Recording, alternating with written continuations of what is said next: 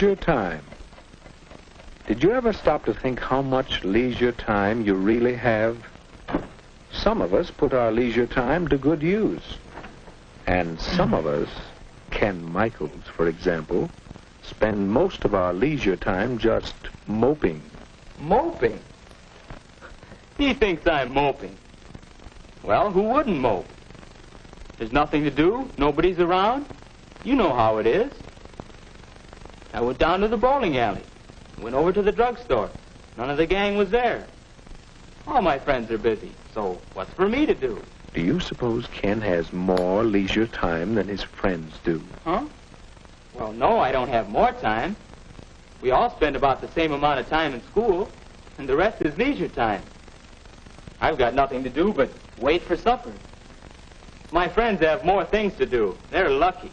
Ken's pretty lucky, too. Listen to that. All right, I'll bite. Why am I lucky?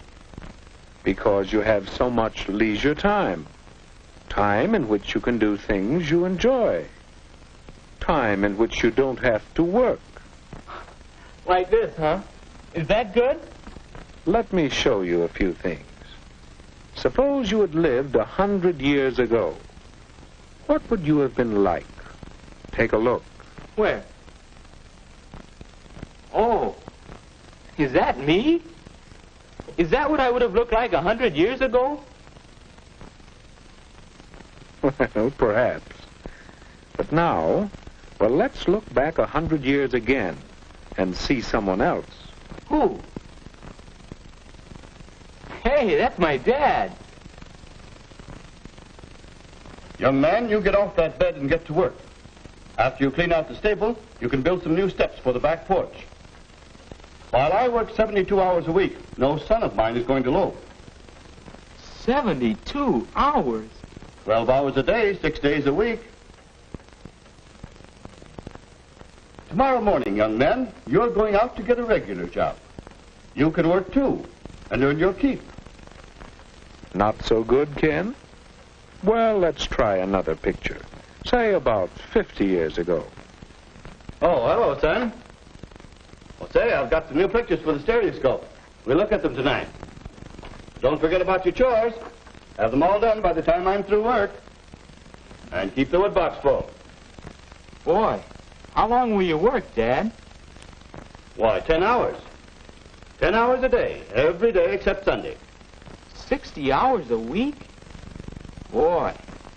Well, Ken, let's take a look at your father's time as it really is today. Hi, Dad. You sure don't work as long hours as they used to. That's right, Ken. It's a wonderful thing to be able to do so much work in so little time. This 40-hour week suits me fine. And some people even work shorter hours nowadays. But by the way, Ken, how'd you like to play a quick round of golf before supper? I think we can work it in. And then later, I'd like to shellac that new bookcase I'm making. Well, Ken? Yes, Dad does enjoy his leisure time. And to think that a few years ago, people didn't have nearly so much time to themselves. Yes, we've gained a lot of leisure time in the last century or so. All of us. Wait a minute. All of us? Mother should hear you say that. She's always complaining that she doesn't have enough.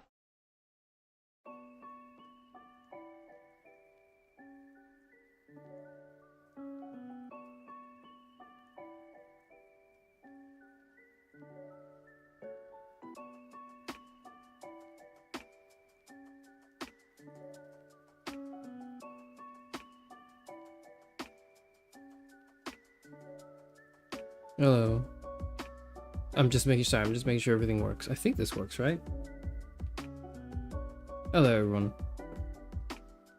Hi, Charis regular dentist appointment Euphranor. It is, all things considered, Hi, like Chairman regular. J. Hey, Lucky. Sounding good.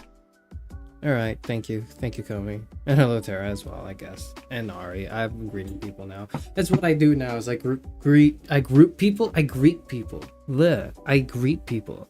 That's what streamers should do. They should go into, like, their live stream, and they should greet people.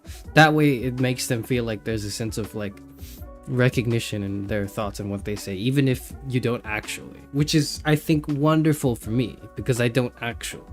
Anyways, no one is forcing you to share these stories about you getting drilled. That's not what this is about. That's not what this is about. That's not what this is about, okay? This is a... Okay, I just wanted to... I'm gonna be honest. I just wanted to do a just chatting stream, but I didn't want to title the stream just chatting, or like, you know, just that, like, or yapping Stumbling and yammering. Already. Did the laughing gas not fully wear off? I did not. I was not under the influence of laughing gas. There was no like operation. It was like a checkup, and it was a weird... Okay, I guess I'll just... Look, I guess not to break character or anything, but maybe instead of talking around the thing the title of the stream is about, I should just get into it now and then tell it again 30 minutes later when somebody else joins in to stream later, because I kind of didn't schedule this one. I just whipped up a thumbnail within 5 minutes and went go, because honestly I wasn't sure if I would be streaming today. I knew... Okay, look, sorry, I just realized on my schedule it says I would be streaming Disco Elysium today. Truth be told, I kind of don't want to play Disco Elysium today. I'm a little too tired for that. But I realize I want to stream and I want to chat. And in addition, I think this is sustainable, and this is something that I can meaningfully do in the future as well as now, which is to have a chatting stream every Sunday. Because I think if I don't do this, I will my chatting energy will not disperse healthily, and what will happen is I'll say that I'm gonna do a Road to Empress 2 stream, and then it's actually an hour of just chatting before I actually get into the video game. So if I do this every week, and I think it's manageable if I do this every Sunday at this time, then I can get my chatting energy out of my system, and there's a regularly Breaking scheduled news. time Local for people yap to artists talk. wants to yap. Yeah, and I think that would be helpful if I wanted to truly achieve that goal of like getting people to check in on what they're doing, so that there is a sufficient sort of motivation to do more things.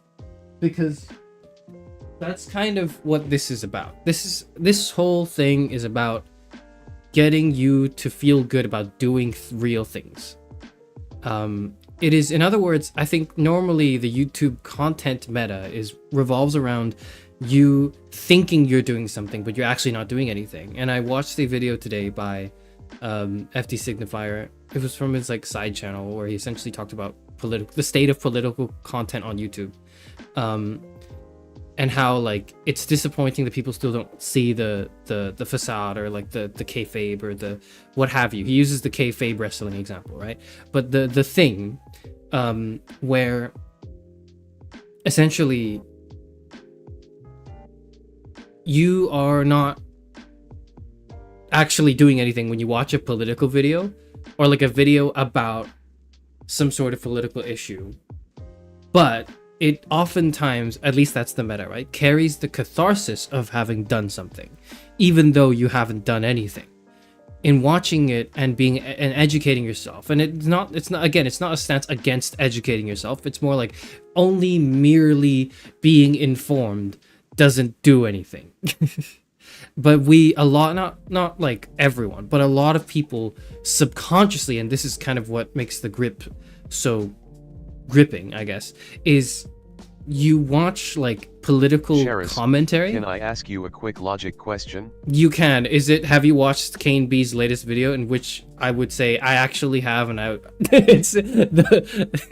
have not actually watched any of this guy. I've watched none of this guy's content. I've gone through maybe half a video because I'm like, this is really dense and I want to like sit down and like pay attention to it. I haven't, but I just saw him upload a video a day ago titled "Would Anybody Like to Date Me?" and it's like it's so good. It's so good. Anyways, I'll talk about that in a bit. But yes, Yoav, you can ask me a quick logic question if it wasn't that.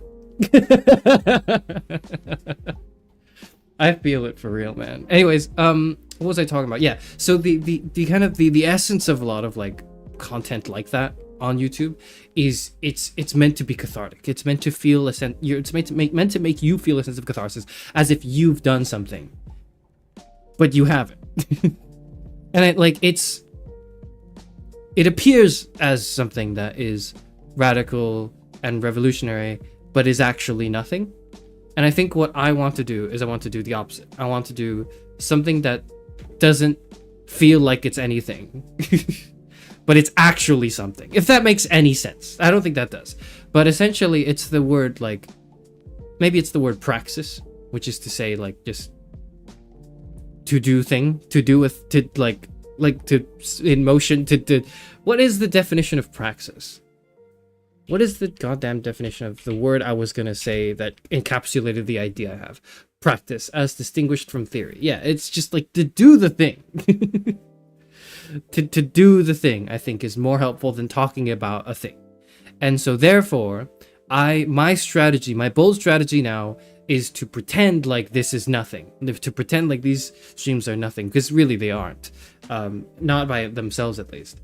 But then maybe instill within them something that makes you want to do something, instead of just talking about doing something. Which is the essential opposite of like a political commentary video that exists on YouTube right now, that I love watching, by the way. This is criticism towards something I enjoy consuming a lot. I do this. I will put on like political commentary and just think to myself, like, I'm doing something. I'm not, but subconsciously I'm like, yes, I'm being informed and I'm a global citizen. No, bitch, I've never done anything meaningful towards this besides maybe like engage in healthy conversation and inform people who otherwise weren't informed. But like, you know, that, which is a real thing, it's just good. I'm not going to discount that, but it's a long shot from like, you know, tackling global conflict. Do you actually get complaints about yapping 2 hours before stream, or do you want to preserve energy for the gameplay, i.e. reactions and quips? It's like not it's both. I think like what's happened is people, That's one cog in the machine, but you could be a much larger cog if you wanted. That's true. That's what we're doing. We're gonna be a big cog. That's what we're gonna do. We're gonna be an even bigger cog, because this is all gonna exist within YouTube anyways, and has to play by certain guidelines for what constitutes okay. Anyways, and eventually monetizable. I think I don't get complaints about yapping 2 hours before starting any game on a stream, but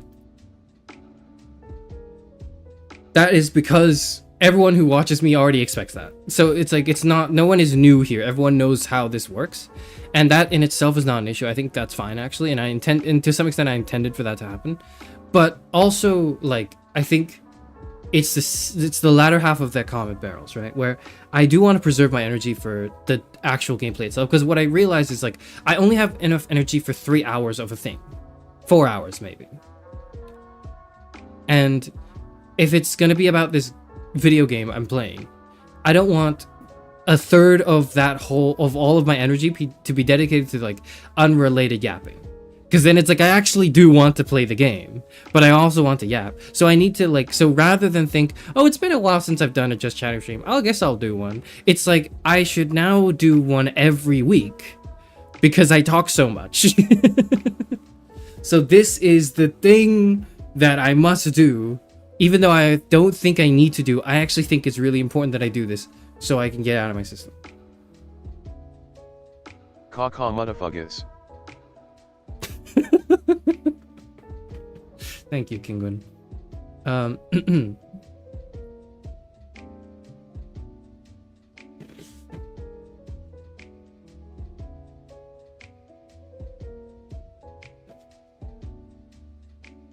Sorry, I didn't read your question, Yoav.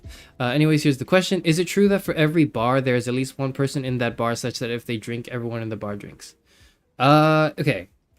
Let's slow down. Is it true, so it's a yes or no, is it true that for every bar, there is at least one person in that bar? There's at least one person in the bar such that if they drink, everyone in the bar drinks.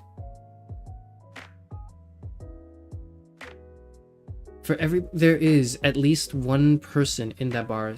There is at least one person such that if they drink, everyone drinks. No, there are bars where people don't drink, right? No, it is not true. It is false because there are bars where people don't drink.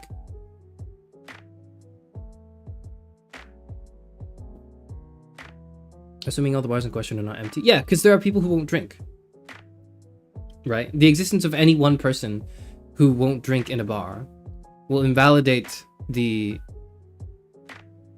everyone in the bar drinking like clause at the end, right? That seems to me to be the answer. It's a theorem of classical logic. Man, I'm sorry. I don't maybe I just don't know what you're putting down, because to me it seems kind of straightforward.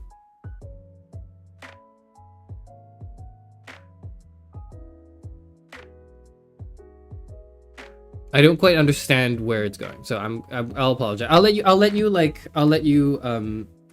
round it out. If they all don't drink, then the antecedent of the conditional is false, which makes the conditional true. Well, no, I think like in a bar there's always at least one person not drinking and one person drinking, and by that I mean this is not a proposition of logic. This is me thinking about bars. But if I have to discard the idea that this is grounded in any, like, if this is grounded in reality, if I have to discard that, then I'm uncertain, because I don't know what exactly the question is begging, I guess.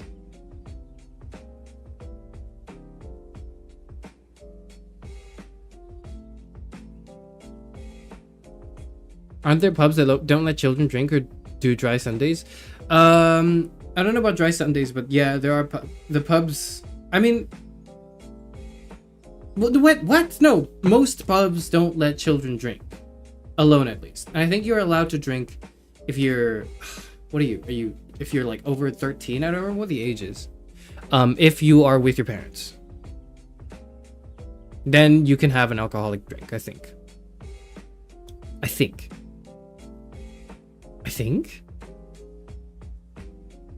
I actually don't know, which is bullshit because I got carded the other day and I don't have a driver's license, so I had to put up another card, and they were like, that doesn't work. And I was like, I'm literally like with my dad right here, like, and and they're like, yeah, he can drink it. I went, fuck, I just want my pint of Guinness. My dad's driving, so it's like he can't actually drink, so my dad just kind of nods. He goes, okay. And then like the guy walked away, and in like 10 seconds, in like 10 seconds I drank like 2/3 of the pint of Guinness. just to spite the fucking guy. Like, it's not even his fault, but I was just like, fuck you, I'm gonna drink. I'll drink. I'm an adult, I'll drink when I want. Ew, Guinness? I'm literally Alexandrian. But I currently reside in the UK, unfortunately. So I don't know what you're talking about. Guinness is great.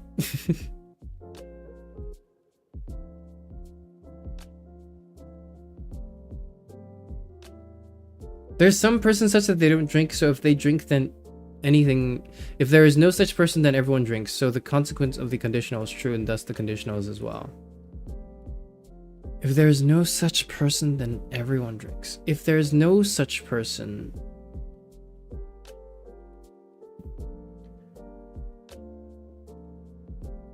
that if they drink, everyone in the bar drinks. Is it true that for every bar there is at least one person such that... Wait, okay, hold on. I think I'm seeing the question now. After having read it like 7 times. Is it true that for every bar there is at least one person in that bar such that if they drink... There's at least one person in that bar. For every bar. Such that if they drink, everyone drinks. Is it true that for every bar? Wait, no, that's still not true for every bar.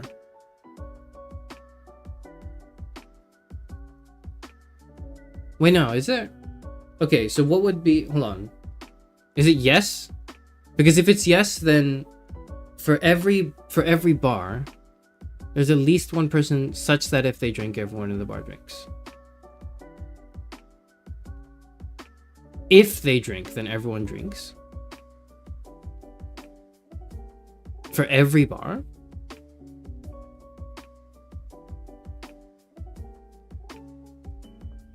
No, I still don't think that's true. What? Because the existence, there will exist a bar where there is at least one person such that if they drink, not everyone drinks in that bar drinks.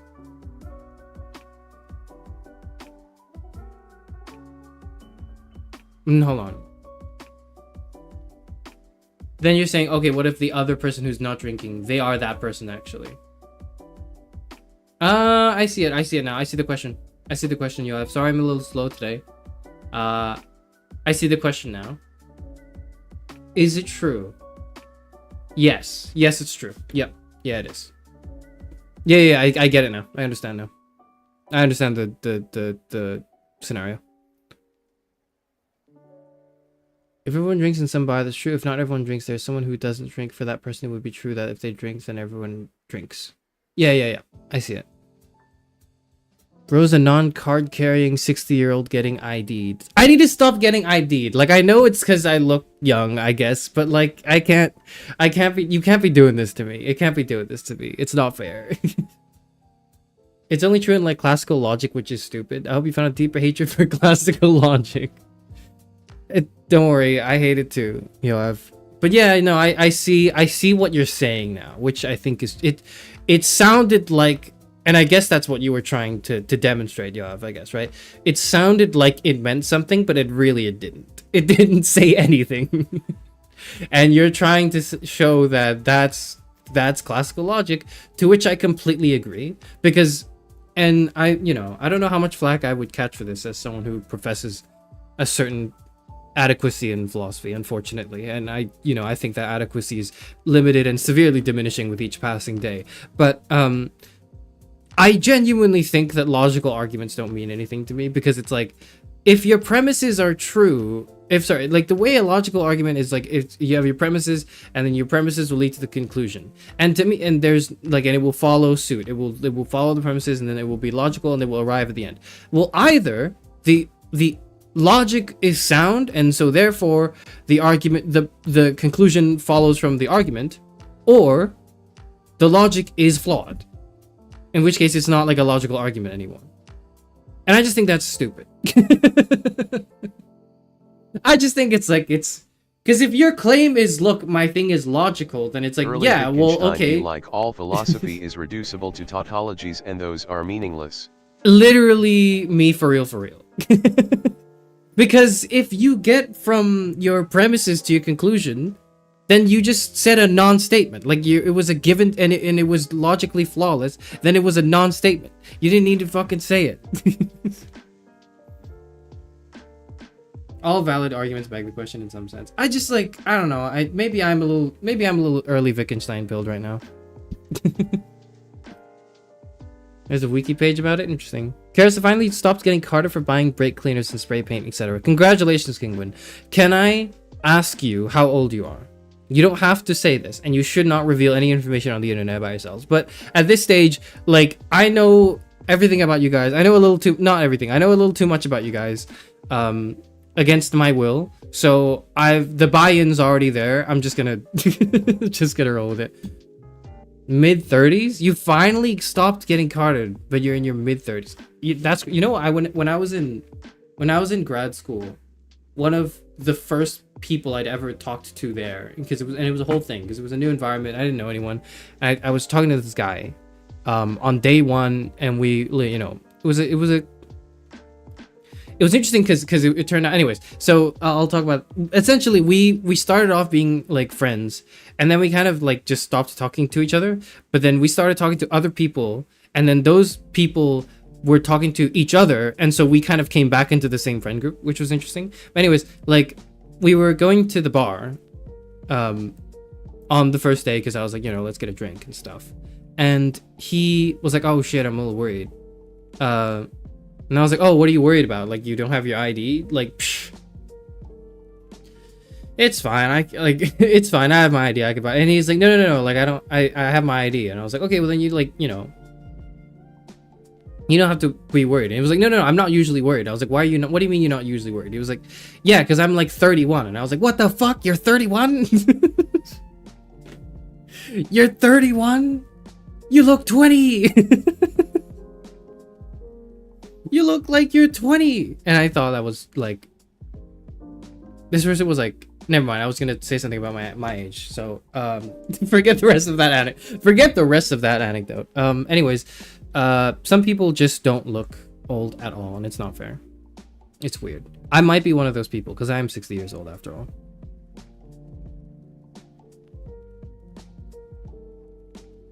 My interpretation of that question just now was if that person takes a shot, every other person takes a shot in response. So I'm still gonna say the question was too vaguely worded to be meaningful. Yeah, I don't know, but maybe Yoav is just conditioning us to be classical logical haters, which I'm okay with.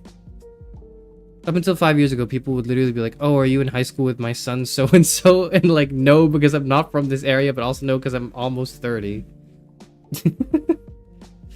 And your friend goes, wow, you don't look a day over 59. I don't look a day over 25, apparently, because that's the age in which, like, the age in which you should be carded, I think, is the idea.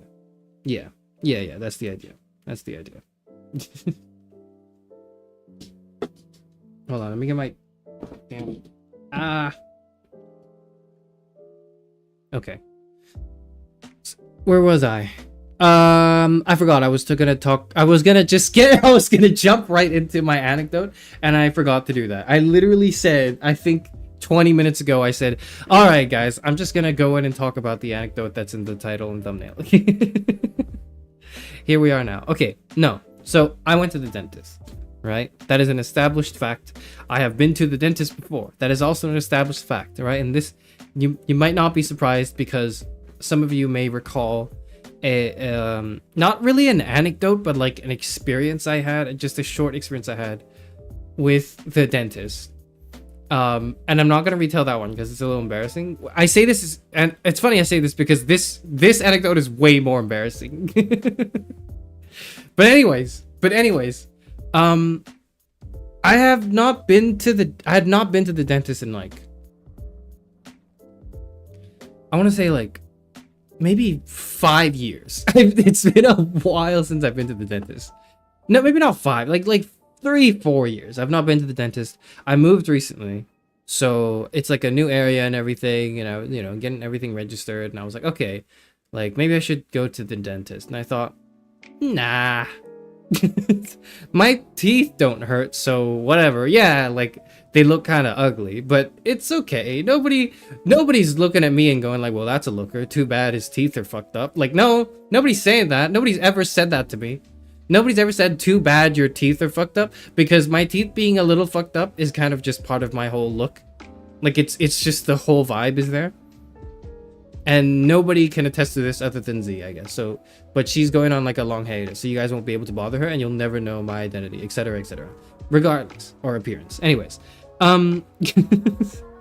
so I went in to this dentist, and she was giving me the whole like rundown. It was a checkup. It was a quick checkup routine, and she asked me, how long has it been since you last went to the dentist? And I was like, I'm gonna be honest, like 3-4 years ago maybe.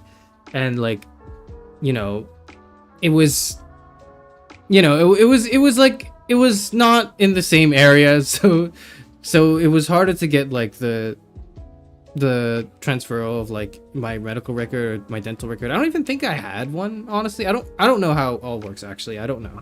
Anyways, she was like, whatever, we'll start from the ground up. We'll just do a checkup, right? And she did. She does the checkup. She like does the usual, and then she does like an x-ray, because I said I had like you know what my dumbass said? My dumbass said I had 2 teeth removed, but actually I've only had 1 tooth removed when I was in like high school or something. So this was probably like 40 years ago, because I'm 60 years old, right? This is 40 something years ago. So I didn't remember the details. Okay? And the dentist was like, oh, that's weird, because it looks like everything's there. And I was like, okay, well, I don't know why I remember having them removed. I actually only had 1 removed. But I think what happened was probably my wisdom tooth probably like took its place and kind of like backed it up so that it looked like all my teeth were there. Even though like I think one of the whatever, regardless. And then she starts that's not the weird bit. That's the bit where I was being an idiot. But the weird bit, okay, is it weird? It's like a little weird. I don't know why it's weird though. You'll have to tell me. I swear I really shouldn't be telling this story online. Whatever, I'll just say it. So we get to like talking about my dental hygiene, and she's like, generally it's fine. Like generally your teeth fine. But like when you brush, you probably don't clean between your teeth enough. Like you probably clean around like the teeth and like on the teeth, but you don't spend enough time with the brush like between each tooth. And because my teeth are not like perfectly aligned, it's kind of fucked. And so she was like, you need to clean between your teeth, right? Like between each tooth more. And I was like, okay, yeah, that's fine, that makes sense, sure. Bear in mind, I'm sitting down, right? I'm sitting down on this dentist chair after she's done a whole bunch of checking of my teeth, and she still has her gloves on. So she says this, and she looks at me, and like I think maybe I just didn't give a convincing enough yeah, okay, I get it. So what she does is she sticks her finger in my mouth, and then she does like the motion of like the brushing. She's like, okay, you need to get through to this spot, and then she like pokes her like finger in like deep into my like mouth on like the edge of it, and she's going like, here you got to do this, and then you got to move around, and she's like all over my mouth. She's like, it wasn't just like one part, like she felt like she had to do the full demonstration. And she like stuck her finger through my entire, like, and you have to do this one. And I went, did okay. you lick the finger? I don't know. I don't. I was just so like, I was so flabbergasted because I was like, I don't know what's happening. I was like, this surely is normal, right? And then the more I thought, I was like, I don't recall a dentist ever doing this. I was like, this is weird. Did you pay extra for that? No, man. I didn't pay anything, actually. It was all covered by the NHS, of course. But, like, I don't know if I licked the finger because, like, I was just so in shock that, like, I didn't know what to do. I just went, okay. Okay. And, like, I was stunned. I couldn't move. I was stun locked. And so she went through my whole mouth, and then for like an uncomfortably long time.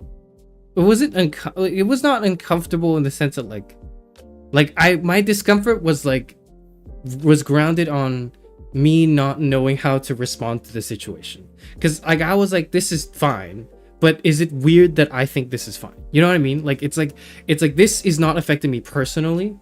In like I'm okay with this in my boundaries, but at the same time, it's like, is this normal? Should I be worried? Am I weird? Am I weird and fucked up? Because if I'm like, this is fine. Anyways, I couldn't make eye contact for the rest of the appointment. I could not. I could like the whole like after that she had to do like a few more checks, and she had to do like an x-ray, and like she like I couldn't. I just stared. You know what, like where my eyes went? My eyes went straight into the lamp. Like I just stared straight into the lamp. Like I felt like I was like, I don't know how I felt. But I could not make eye contact for the rest of the appointment. And anyway, she was just like, so you're gonna have to like come, you're gonna have to come see us in like 6 months. And I was like, okay. So every 6 months you're gonna have to do a cleaning because of the. And I was like, okay. All right, I'll come back. It was weird.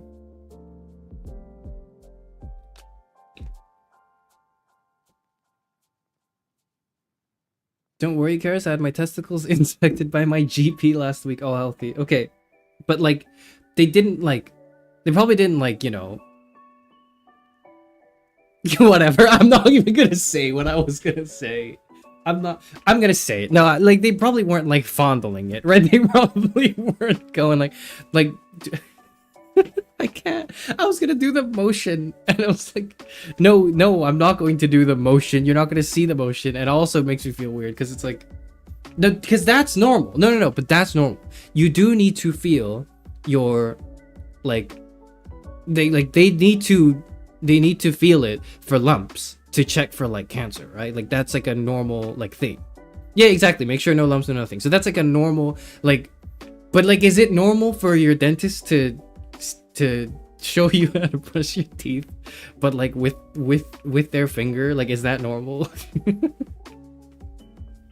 They do have to give it a squeeze. Exactly. So it's like, you know, this is me driving away my non-male audience, but like, you know, like it's a normal, like that's normal. I think that is normal. Checking for testicular cancer is a normal thing that men should do more of, because it's like, you know, it happens like a lot. But also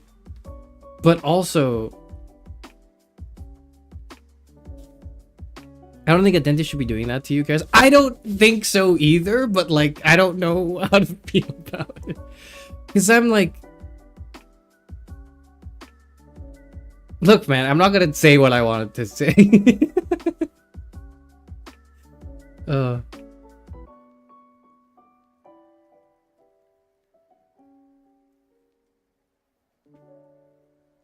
When you go to the dentist, do they still give you the tiny toothbrushes since they still ID you at the bar? They don't. Okay, they ID me at the bar for looking under 25. They don't give me. I don't look under 12, so they don't give me like a tiny toothbrush.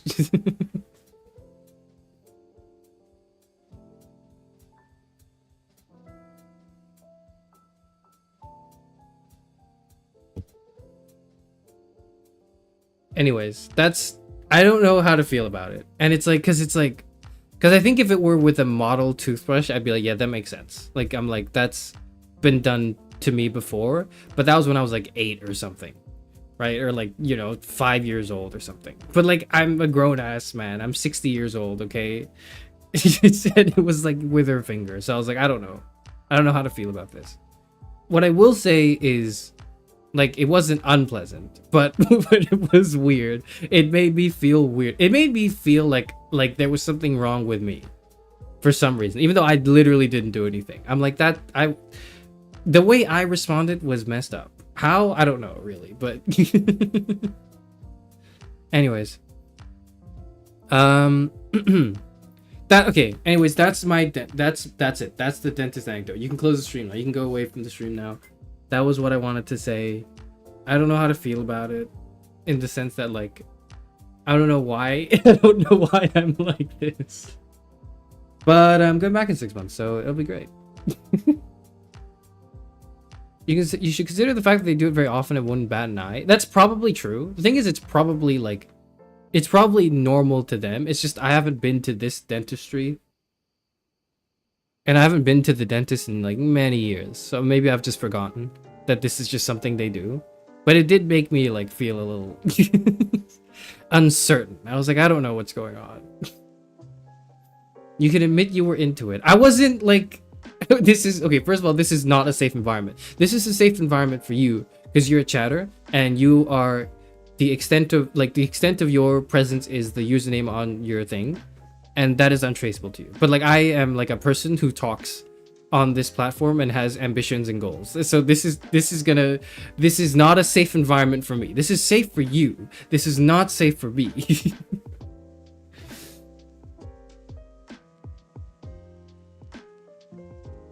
Why is it always the dentists with you? It's weird that it happened twice. It is weird. That's why I was like, surely it can't be a second time that this has happened. We require a follow-up in 6 months. So do I. So I'm I don't know, man. I just wanted to like wonder if this was a normal thing and like wonder aloud. And evidently it's not normal. Evidently none of you guys have had this. I think. But it could just be like my specific dentist does this. I wouldn't know, okay? I have no idea. What is not like freaking me out, but what is concerning to me is like, I don't know what I looked like reacting to that. I don't know what I looked like as in like, Like, I don't know what my expression was when she was doing that. And like, I don't want to I'm like mildly worried. Whatever, man, whatever. Anyways, that's I don't want to talk about that. I say that after I talked about it. I don't want to talk about it anymore. You should tell me your weird dentist stories so I don't feel as weird about it. Being serious though, I think dentists are typically kind of weird and are also used to weird reactions. Are they used to weird reactions? What? So why would it be weird?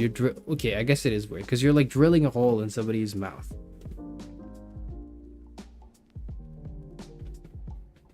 Just don't moan. That wasn't me. I didn't do that. There were no weird noises coming out of my mouth when I was getting checked up. I just nodded and I went, okay. I just said okay and I nodded. That's all I did, okay? I wasn't weird about it. Stop sending the fucking gif of like the... What is that show? What's that? Horimiya? I don't remember. No, it's not Horimiya. It's that fucking show where like people claim it's really good, but then it's also kind of problematic. Which I guess does not narrow anime down at all, but it's like that's the... It's not the fucking toothbrush gif, okay? There were no toothbrushes involved, contrary to what you may believe. Yeah, it's Monogatari. Yeah, it's not that. It's not that. It's Nisei Monogatari. Okay, yeah, whatever. That's not it. Anyways, okay, I'm bringing this up because I can't talk about this to anyone because I'm not like. Because I can't, if I bring it up to my like IRL friends, they're gonna be like, you are, like, we need to stage an intervention, Charis. Like, you need to go talk to. That totally makes it better. You need to go meet more women. Charis is probably what they'll say, which I don't want to hear. I know I don't want to hear that, so I'm not going to bring it up to anyone I know in real life, and I can't bring it up to like. Well, that's it, right? It's like people I know in real life. So I'm going to bring it up on stream and I'm going to, because I need to know if this is like normal. And I think the consensus is no, it's probably not normal, but it's in the grand scheme of things, there are many weird things that happen. So it's not that weird. Okay, cool. I'll just settle with that. I'll settle with that.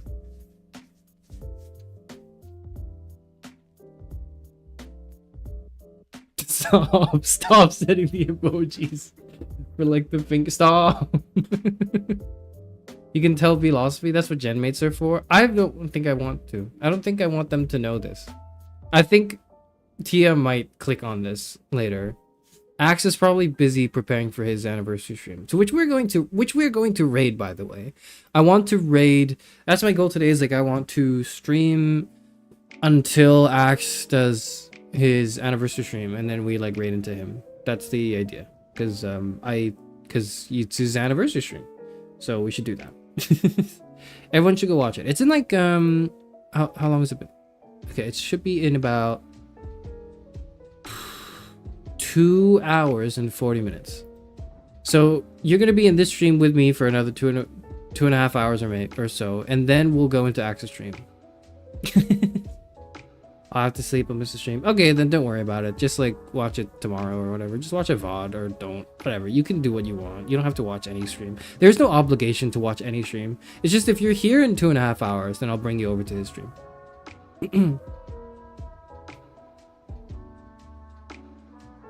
Could try that website that starts with F and ends with...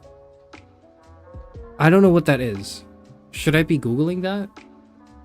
I'm gonna Google that. What is that? Oh, no.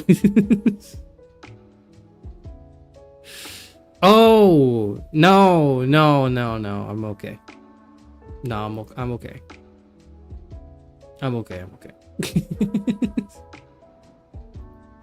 No, I'm good. I don't need that. Quick, I need to talk about something else. Can I just say I appreciate the honesty of this video essayist, renowned video essayist, philosopher, who has been recommended to me, who I have not finished much content of, so I can't claim that I'm a fan, but it does seem like he knows what he's talking about. Anyways, how do I...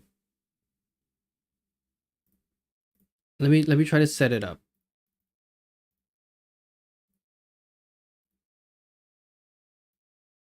I think I've got it. Okay.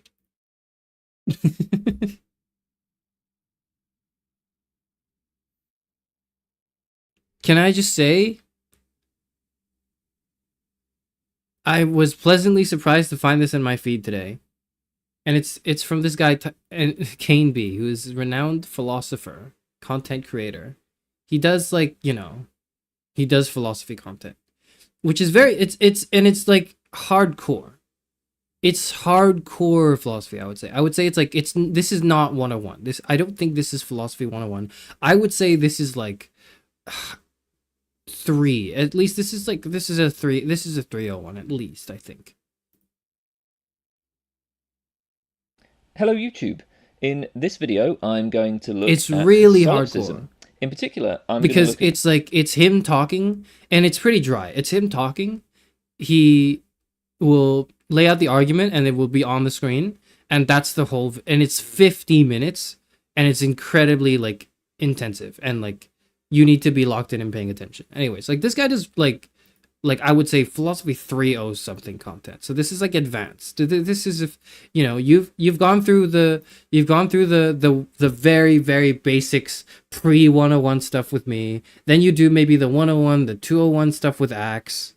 BTW, one of his exes said many bad things about him in his Discord server, which he had deleted a bit after due to feeling like it without telling anyone before. So many lost important messages. Oh, interesting. We have lore and drama. Okay.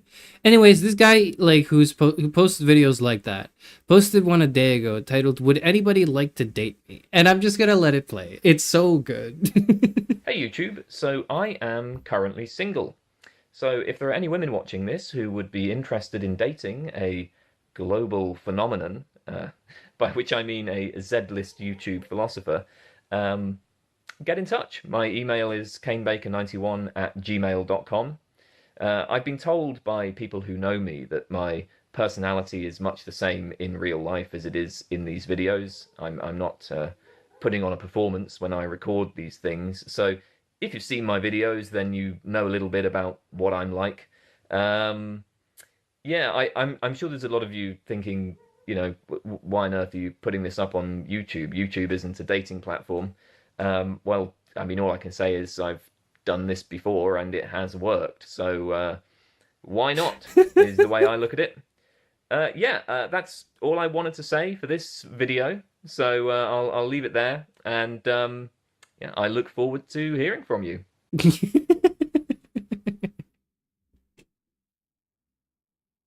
I love that his justification is, I've done this before and it worked, so I'm doing it again. This is like Khan Academy, but for philosophy. No. Khan Academy Breaking. is Asshole librarian like starts 101. stream late, causes Tia to miss the start. Hello, Tia. Did I start stream late? Yes. Did you miss the start? Yes. Can you go back to it? Yes. Would I want you to go back to it? I don't know. Anyways, this is interesting. He's done this before? Hold on. Fuck yeah, dating ad in the newspaper.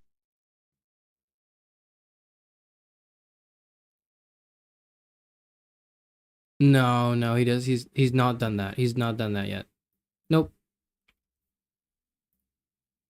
Or maybe he has, but it's like, I don't know what the word is. I don't know what the keyword is. That's not good enough. You should give arguments. Maybe he should give arguments. Maybe he should give arguments for this. Maybe I should watch Fi's uploads more, or else I'm not a real friend. As is shown here in my recommended, without the red bar. Whatever. Anyways, let me bring you back here.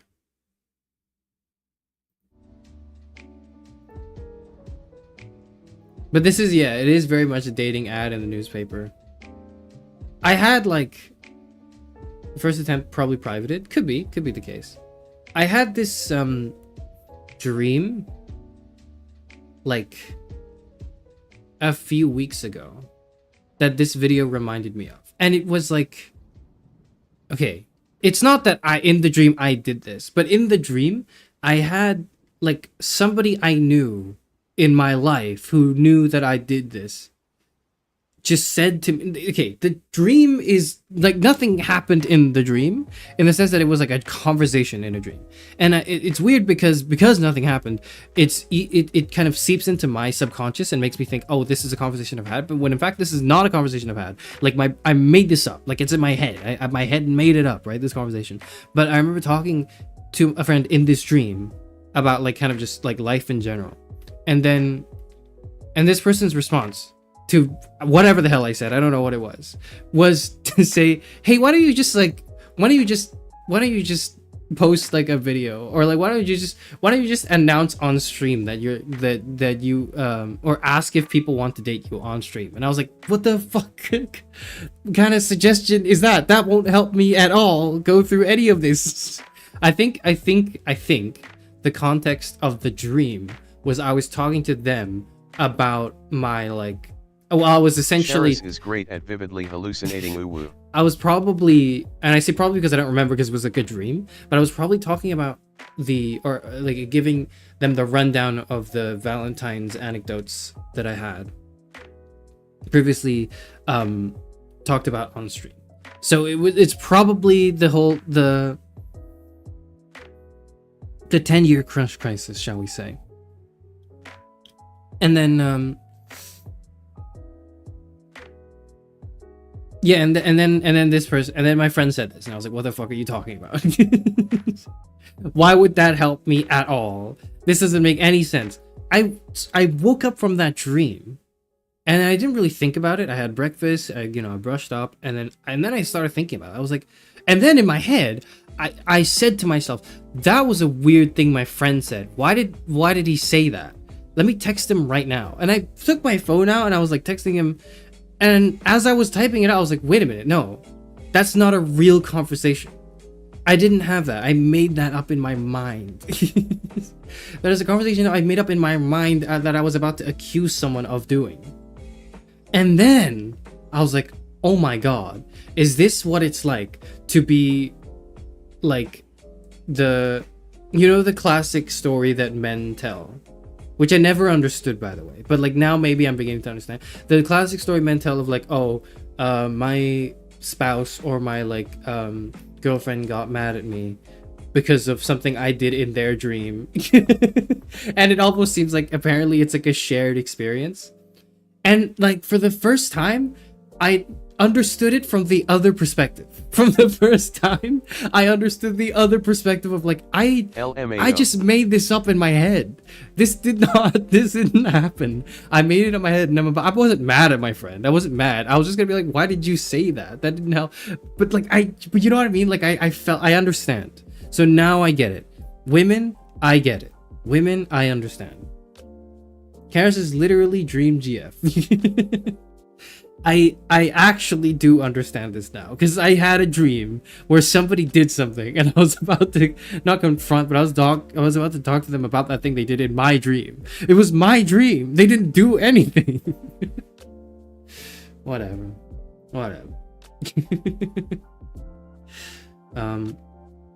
Anyways, this video reminded me of that dream in that instance, so I guess I'll talk about it on stream now. Or I have already talked about it on stream. Blah, blah, blah, blah. Blah, blah, blah. No, that's not happening. No, I'm not doing that. Guys, I just think, like, I'm imagining the consequences. I'm imagining the consequences of if I did that. Like, if I were to actually post a video that was just, would anybody like to date me?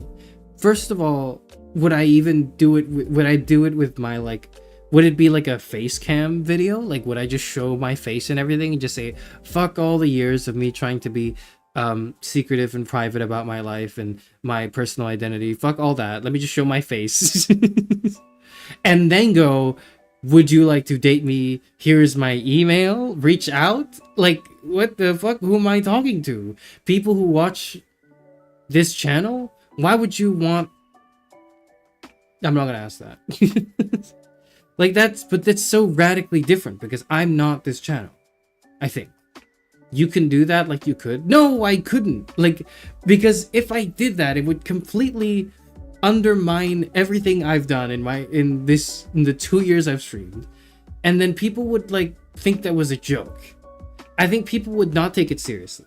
And when people realize, oh, it's not a joke, this guy meant it sincerely, it would completely, like, it would, I don't know what it would do, but it wouldn't be good. People have done it before. Okay, I'm not saying there's no precedent for it, or oh no, my channel is guaranteed to be ruined. But it's like, that is such like, I think I would actually rather just install a dating app at that point. And if I were desperate enough to do that, fuck it, I will just install like Hinge, or like Coffee and Bagel, or whatever the hell the kids nowadays use. Like, I don't know, like something like that. I'm typing my profile, do like, I'm 60 years old, my name is Charis Euphranor, I enjoy long walks on the beach and feminist poetry, some bullshit like that, which is true, but also like very, very, very much me trying to appease a specific person, which is going to make me look performative. So actually I should probably take it back and only subtly mention it. And like, you know, like I would rather just do that. I actually would. And I don't think I've done a good enough job expressing how much the thought of that like pains me.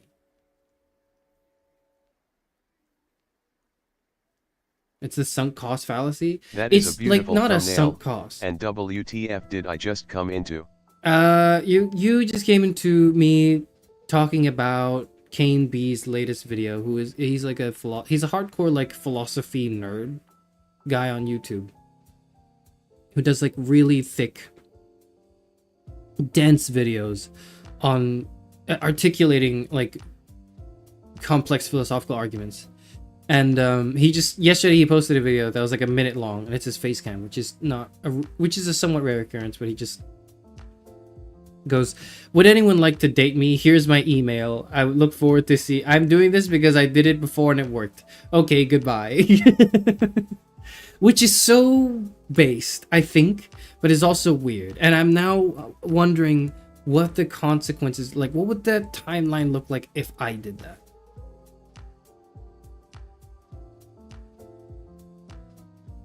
Tia says, I've never said this to Leon for over 12 years. But you, on the other hand, are confirmed lesbian. Can you be like a cis guy and still be a lesbian? I know that question might sound like, anyone here want to date me? Shut up, parrot, shut up. I think I know that sounds like a loaded question, or like a question I'm like asking in bad faith, but I'm asking in good faith. Like, is it a thing to be a cis man and also be a lesbian? Because I think I understand the concept of being a he/him lesbian. I think there is such a thing in my head to be a he/him lesbian. Like, I think that makes sense to me. But I don't think you can be a cis man and be a lesbian, because that's who I am. Be right back. I will post a video of me doing that on YouTube. Don't do that on YouTube. Don't do that on YouTube. Don't do that. Why? I don't know. I don't know why, actually. You know what? The thing is, it's not like it's immoral, right? It's not like I'm like, this is a bad thing. It's not illegal. I don't think it's illegal, but it feels weird. And okay, maybe one of the reasons why it's weird is because it feels like there's immediately a power dynamic. And that's kind of the root of all that makes relationships like maybe imbalanced or not good or unhealthy, right? Or one of the root causes for issues that would cause an unhealthy relationship is like a power imbalance, like a power dynamic. So this is like a viewer, presumably like a Kane B viewer, and like the creator. So there's like a little bit of power in that. But like also, I know there are lots of anecdotes where that's been fine, where like famous creators just dated a viewer and it like worked out, and it's like a Like, and it's fine and it's good and it's healthy. Like, the quick thing that comes to mind is like, the quick example that comes to mind is like Giguk, I think. Like Gig UK, my goat. He's an anime YouTuber who's done it for a long time, and he met his now wife Sydney. When like she was just like a fan, I think. I think she was a fan, and they met at a convention, and then they like fell in love with each other, and then like now they're married. Now they're like just married, and it's like, and it's great apparently.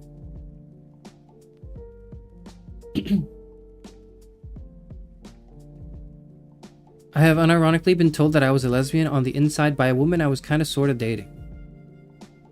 Actually, edit, she said I was a woman, I think, not a lesbian. Well, I mean, I guess it would imply that if you, unless it wouldn't, but I guess it would maybe imply that if you were a woman and you were dating her, then you would be a lesbian, right? I don't know. I don't know, Kingwin, but I feel it, man. I feel it. You have to ask Zero, May, or Hannah for that? I didn't start it. No. Like, I'm not asking you if I'm a lesbian, because I know I'm not. I'm just wondering if it is possible, or if it's like a thing for someone to be a cis man and to be a lesbian. I don't know. Jack's films and his wife as well. That's like, yeah. So that's weird because it's not weird. You know what I mean? Like, it's weird because nothing really bad happened. I think. Like, a lot of content creators met their, like, significant other through their content, right? Maybe not a lot. A lot is not a good word to use here. Because it's not like we have a good, like, sample size, and I'm literally just thinking of the ones that confirm my bias, right? But something about it seems so off-putting to me. Something about it seems incredibly off-putting. Because I don't know. No, but then like I'm like, oh, I don't know you, I don't know this person. But said person could just get to know me, and then it wouldn't be weird anymore. I don't know, man. I would bet that my philosophy of gender friends would say that one cannot be a lesbian while being a cis man. I don't know. Maybe that's the case. I don't know if those things are mutually exclusive. But I do know it's possible to be a he/him lesbian. I know that's a thing. It's not me, but I know that's a thing. I believe. I think. I'm uncertain. I'm uncertain of the details, okay? I'm just the guy. I'm just the guy, okay? If women can do that, I'm just a girl. I'm just gonna do that. I'm just a guy, okay? I'm just a guy. I don't know anything. I'm just a guy. Anyways, it's so weird because I feel so strongly against it, but I don't know why I feel so strongly against it. I feel so strongly against it that I profess that I would rather install a dating app than go on my YouTube and be like, hey, by the way, I'm single and I'm looking to date anyone. My preferences are generally women. Like above the age of like thing. Like it's that's not like a like why the fuck would anyone do that? But it's not, but I don't think I can't see a reason why it's wrong, but to me it feels really wrong.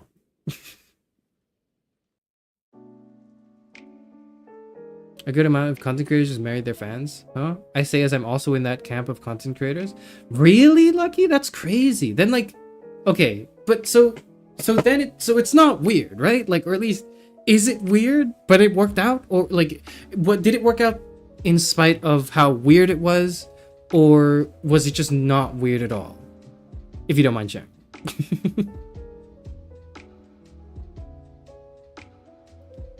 I feel like being a cis man who's a lesbian might be invading LGBTQ spaces. That's kind of generally how I like see myself. Whenever you guys tried to co-opt me into being a lesbian or whatever, I just go like, look, that's not. I don't need to be in that space. It's good. I can just hang out here with the other cisheads, and we'll have a grand time. You know, like I'll be a little. I'll just. I don't have to be in there. I can be here. It's cool. It's cool. Is it a power dynamic because the only parallel to YouTuber dating their audience is a boss dating an employee or pastor dating a member of the congregation? Okay, that's extremely like crystal clear like power dynamic, because there's like real power in those roles. But if you're a YouTuber, it's like, okay, I'm not saying there's no power in being a YouTuber, but if you're a content creator, if you're like an influencer, then what is your power really? Like, you make a YouTube video, you make a video essay talking about how somebody's content is bad, all right, or it's like, or whatever the Ouroboros of content creation is nowadays, right? Like, there's no real power in that, unless you're talking about being in the fandom of that specific creator, in which case, at that point, if you're dating, you're not like part of the fandom, you are just a person dating the person, right? Dude, it's weird. It is weird, right? Guys, it definitely, okay. Lucky says, it definitely worked out despite the weirdness, lol. We just got to know each other since he joined my Discord and we just started DMing. Okay, nobody take this as a sign to join my Discord and DM me. Not that I think anyone would try, but if you would, don't. I don't know, you can DM me like, you can DM me generally anything, but like also be prepared for the consequences of whatever you DM me, right? Because look, if it's sufficiently contentable, I'm going to just turn that into content, and I don't think you want to be turned into content. And if I feel a sense of you kind of want it to be content, you will probably just be ignored and blocked. I don't know. Fellow sis said we should totally go out for drinks sometime.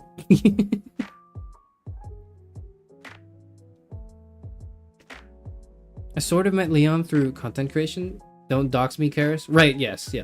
Maybe the okayness should be judged on a case-by-case basis, since there are examples of it going both ways. I don't know. Obviously, I'm not going to comment on your situation, Tia. Because, I mean, truth be told, I know, but I don't really know. You know what I mean? Like, I am aware, but I don't know what it was like to be in that situation. So I don't know. I can't comment on it. But I just, like, there's something about it that feels wrong to me. Like, it, again, I think I'm 60 years old because I was seeing, if you guys, I was scrolling Reddit, unfortunately. Unfortunately, I was going Reddit, and there was a repost of a chart, or like a moving chart, depicting how people met each other. Hold on, let me see if I can pull it up. Let me see if I can pull this up. But it's like, it's across time, like how have couples met each other, and then it's this like how couples have met over time chart. GIF.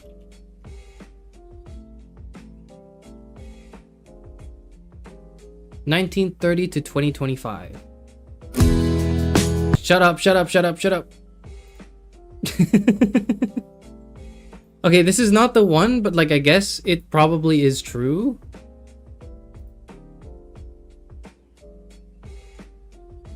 Hold on. Let me see if I can play this without it being copy struck. Shut up! Okay, hang on.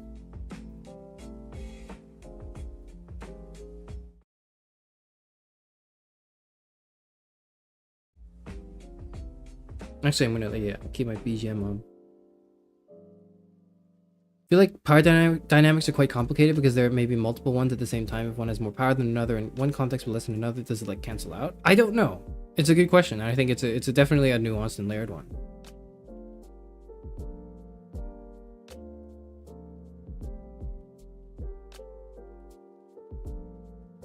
Charis, I feel like your videos stink of sex pheromones. What the fuck does that even mean? What does that mean, Yoav? I'm like the trolley problem one? The only thing sexual about it is like, actually there's like probably nothing. It's the most asexual thing I think that could ever exist. It's just pure like hatred. There's no love. It is so, it is just pure hatred. It's frustration and hatred, and like I despise it. Okay, streams? What does that even mean? Get your ad revenue taken. God damn it. I do not recommend this as a way of dating. I just got incredibly lucky. I guess it's in your name. Anyways, like this, I saw like a version of this. Like, I'm sure there are 10,000 versions of this, but this is like, I saw this while I was scrolling on Reddit, and I was like, I think, look, let me just tell you right now how I feel, and you're gonna realize that when I say I'm 60 years old, sometimes I'm not lying, okay? Via family, fair. In school, fair. Friends, sure. Neighbors, okay. In church, that makes sense. Like a religious institution, that makes sense. Right? You start off with a lot of like comment. Yeah. In a bar, I don't know, but it's natural. It makes sense to me. It's weird. Maybe not weird. It's not my, I would never, if I were born in 1935, I don't think I would meet anyone in a bar, frankly. I would like being in a bar, but I don't think I would meet anyone in a bar. In college, I'm like, this should be higher. I feel like it doesn't make it as much sense that it's low as it's this low. And as coworkers, I think it could be weird. It could be fine. The top is cut off. Oh shit, sorry, hang on. Okay, do you see it now? Okay. So this is like 1936, 37, and it's like, so far it makes sense. Other than the fact that college is dropping, I feel like college should be more popular. But again, this is the 1940s, and this is like a specific data set in the US, so it is that cultural, historical context that this is working on. So whatever. What's the trend here? Coworkers is rising, which is, I don't know, a little concerning, because the last thing I would want to be is like a work couple in like a work environment. Can you imagine being in like an office space and like having like what they call a work spouse? I think, like, can you imagine how uncomfortable you would be making everyone else? That's so fucked up to me. That is so fucked up to me.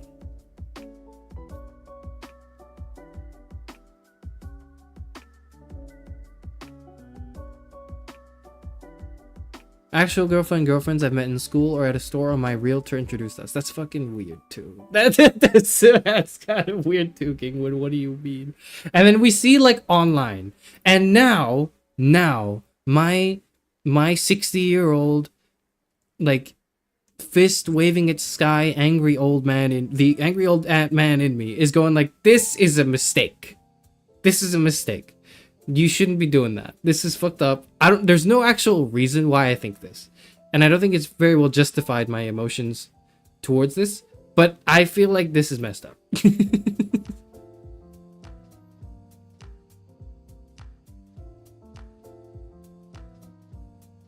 And then like it just keeps going. And it just keeps growing. And it just keeps growing. And now, other than like, maybe not now, but and look. What? What? This is 10 years ago. This can't be real. This was 10 years ago. People met online. What? Are all of you like this? What? Am I the one that's am I weird? Jesus Christ. What the hell? What? 2022. What? 2025, it's 62%? 62%? I am part of the cool kids. Like, what's happening? What?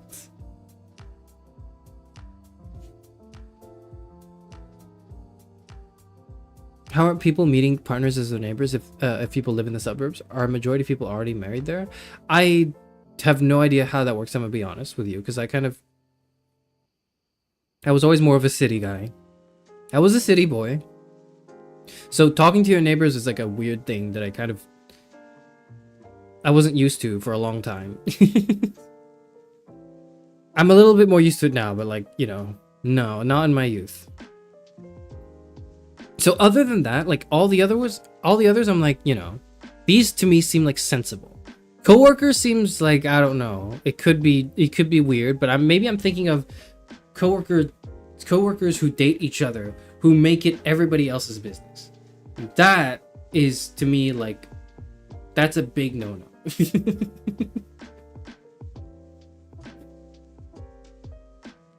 IMO, I wouldn't have a problem dating somebody at work, but on the clock it would have to be professional. Also no power dynamic, etc. That's how I see it, yeah. So I think like that's why I'm like it's kind of weird but not really. Like if you just meet through work and you do your shit, you know, outside of work, and at work you're professional and like, you know, you're not like flirting with each other in the office, then like it's fine. But if you are, then it's like you're making it everybody's fucking problem, man. And I'm totally not speaking from experience, okay? Don't read into my tone of voice, okay? But like you can't be making it everyone else's fucking like it's just I'm at work, man. I'm fucking paying my bills, whatever. Anyways, my friends, sure, that's like the good old classic way to do it. College to me seems like it should be. I feel like that's college and like church or any like religious institute to me seems like the healthiest. Like if it were on a tier list, this would be like S tier, okay?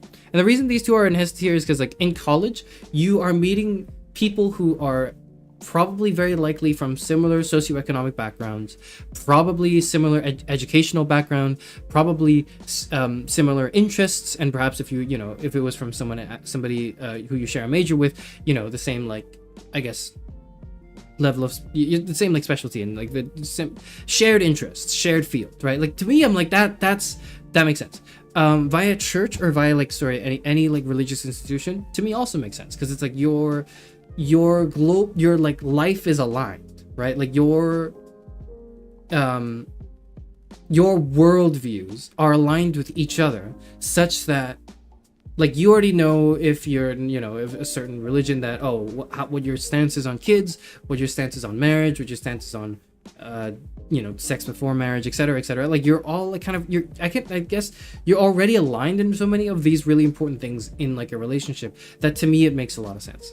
And then like everything else is to me, I don't know, like family to me seems like, yeah, I guess I could see it happen. Your family knows people and they, you know, your family friends are probably of a similar age and have kids that are a similar age, and so maybe they can introduce you, whatever.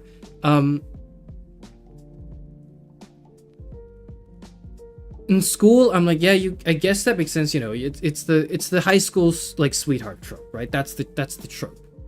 In a bar is like to me that's weird because I'm just thinking of bars nowadays, and even though I'm 60 years old, I can't remember what it was like to hit people up at a bar back then. But it always just seems like everyone's in groups and like kind of coupled together, like, and you wouldn't want to go alone to a bar. Is my stance on this. Or maybe I don't want to go to a bar and I'm making it everyone else's view. Because I wouldn't go to the movies alone, and I think that's a weird view to have. I think most people are not as weird as me in that respect. But yeah, other than that, like this is insane. 62%. Seriously, how does this chart not have other? So this is what, 62, 13, that's 75, 85, 90, 100. What the fuck? Wait, what?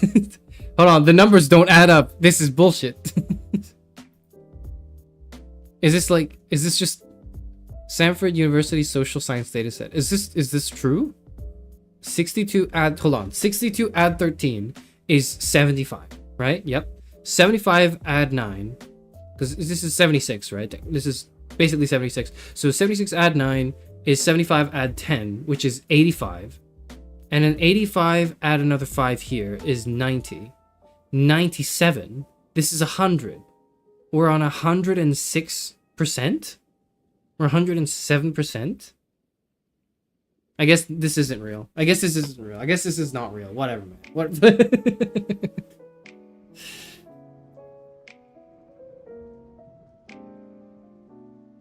Does this mean I have more of a chance dating someone here than in school? Yes! If you're in college, which I think you are, Yoav, yes. Because everyone there is at the age where they're probably thinking about it or doing it if they haven't done it already, like dating. Whereas in school, people are still kind of, you know, growing up, maturing, finding their footing and everything. In college, everyone's like an adult, right? Legally, at least. You're still like spiritually like a kid probably, but you know, such is life, right? Good night, everyone. All right, see you later. See you later. Online might have gotten popular really fast because of how much easier it was to get away with cheating on your spouse, and after the initial breakup, they returned to the online dating. Maybe, I guess, maybe it's like the fastest way to get into a relationship, just any relationship, is by meeting someone online. It's fucked up though. It's and maybe like if you're on like the dating app, if you're on the apps, the odds are maybe that you're meeting someone new every week. And so the odds, just because you're meeting so many people, the odds that you eventually do find someone that you click with are higher, I guess, just due to the sheer rate of like exposure, right? Just the law of numbers.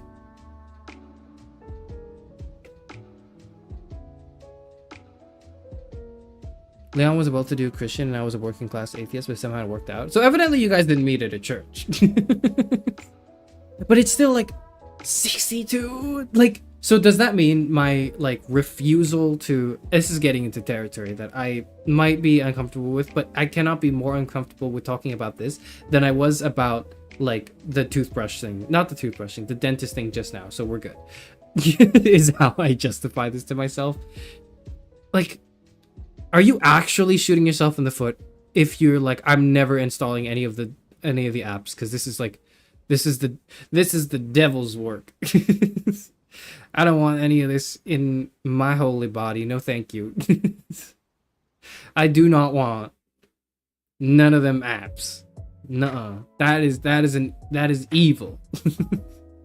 That shit is but it is though. It is evil, right? Like it is a little evil. It is. Everything about the whole enterprise of like a dating app to me seems so like disingenuous. It seems so inauthentic. It seems so desperate, but it seems so like pollutant. What's the word? Like polluted.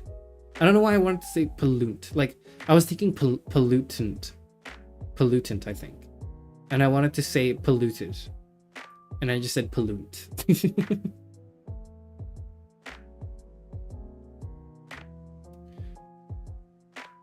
Online dating never worked for me. I did meet up with a few people a few times, but never really went anywhere. Your mileage may vary. Yeah, so I imagine it's like it probably didn't. We probably have a lot of stories. In Twitch chat. What? He started arguing with a guy about League, and it turned out to be a girl. and now they're married. What?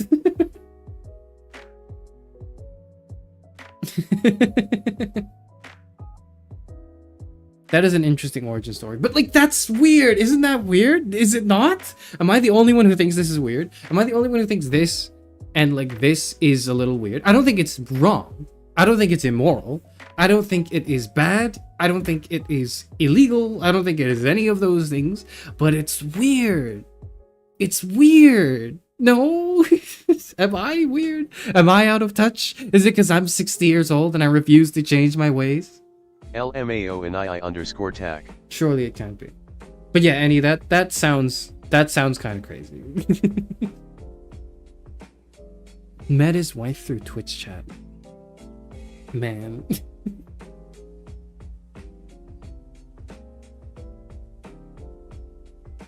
Funnily enough, this is TSS. Funnily enough, Leon mentioned he specifically did not want to date any girls from his church since they all say stuff like, "My husband needs to measure up to my dad." Oh, can't blame him.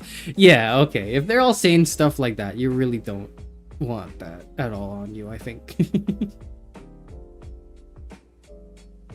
My current GF I asked out at her job.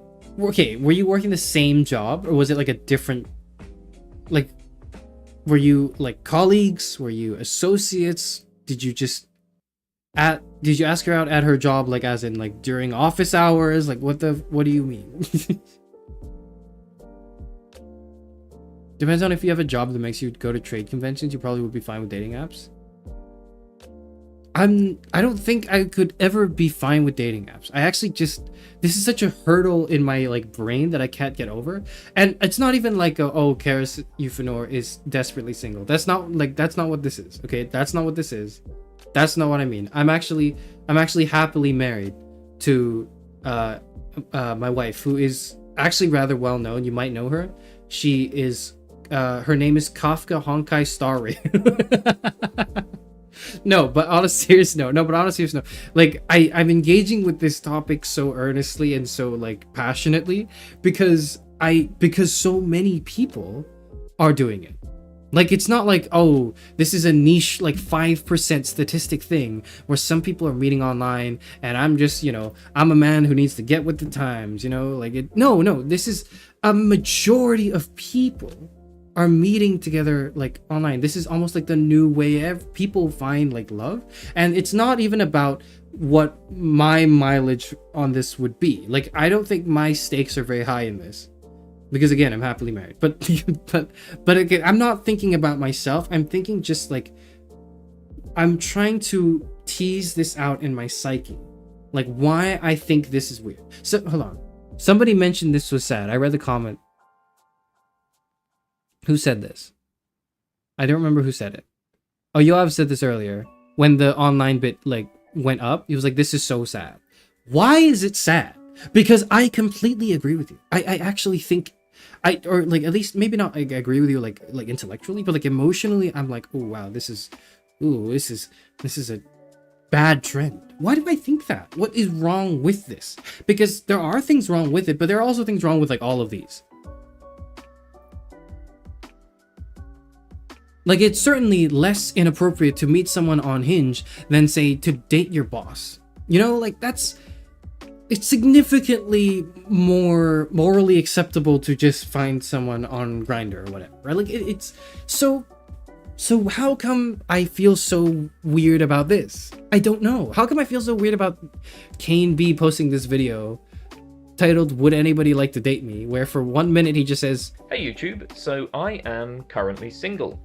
So if there are any women watching this who would be interested in dating a global phenomenon, by which I mean a Z-list YouTube philosopher, get in touch. My email is kanebaker91@gmail.com. Like, why is that weird to me? Why am I looking at that and going like, wah, when really there's no problem with it? I think, or at least insofar as I understand it, it's not nearly as problematic as some of these other things could be. Like, what do I actually think? How do I think people should meet? Like, why do I have such a preconceived notion in my head? I don't know. I'm teasing this out. IMO, at least people are finding love at all. That's true. Like, I mean, we're assuming, not you, sorry. We are assuming that's true because we're kind of reading this statistic as, like, a positive, like, this is how couples have met and have stayed engaged, or, like, have had a healthy, good relationship or whatever. But also, this is like just the distribution of everything, so.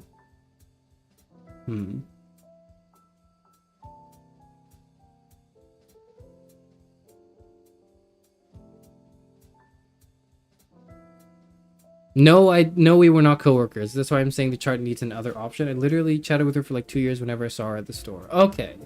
Well, I don't know. I honestly wouldn't. I have no idea. I have no idea. I don't know how. I don't know if that's weird or not.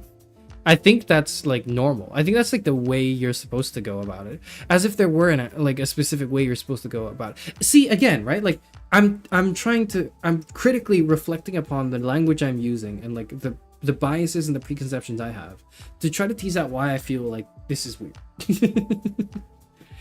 But it's not, right? But why do I feel that way?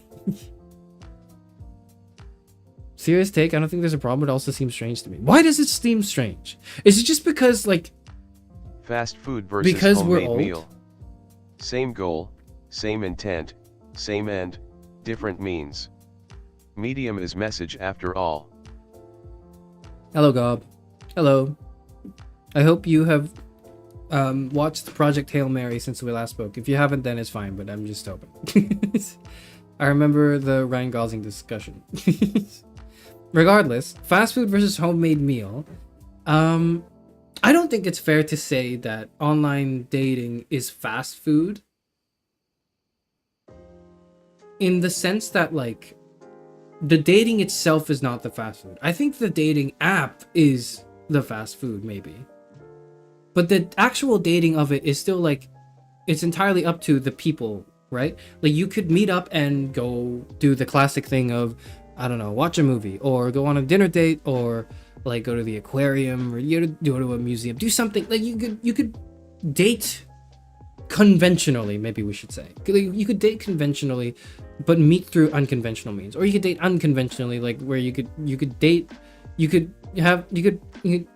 date online, I guess. I don't know how that would work. Like your date could be an evening of queuing League of Legends ranked. I don't know why you would do that, but but like that to me is maybe a little weird. That would be maybe fast food. I don't know.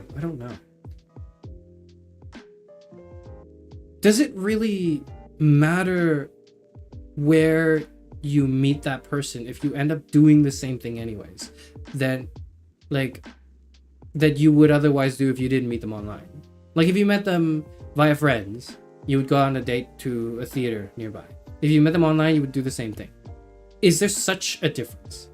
Because the difference in the analogy, I guess, between fast food and like homemade meals are like, fast food is faster and it's like, it tastes good, but it's ultimately, unhealthy. It lacks nutrition. It lacks, it is commercialized. It is turned into this efficient capitalist game of like productivity and efficiency and like as many matches as possible within a finite amount of time. But the dating is still the same, right? Online dating is inherently unhealthy. Do you mean like, when you say online dating, do you mean like talking to someone on a dating app? Or do you mean like meeting someone at all on a dating app? Or do you mean like only conducting your relationship like communication entirely online? McDonald's is not the fast food the Big Mac is, or the nuggies or the flurry. Likewise, McDonald's is McDonald's regardless of whether it's in Kabul or so, Champs. do you have any questions for me? Yeah, this is my question. Like, is it...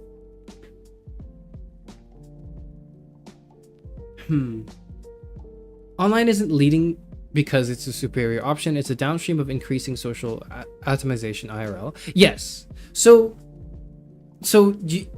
I guess, yeah, thank you for saying that, because I think this helps us move closer to what I want to say, to maybe what I'm trying to tease out, right? So there's an increase in social atomization, as you say, right? Social isolation. People are meeting each other less through conventional traditional means, but there is still the need to meet people.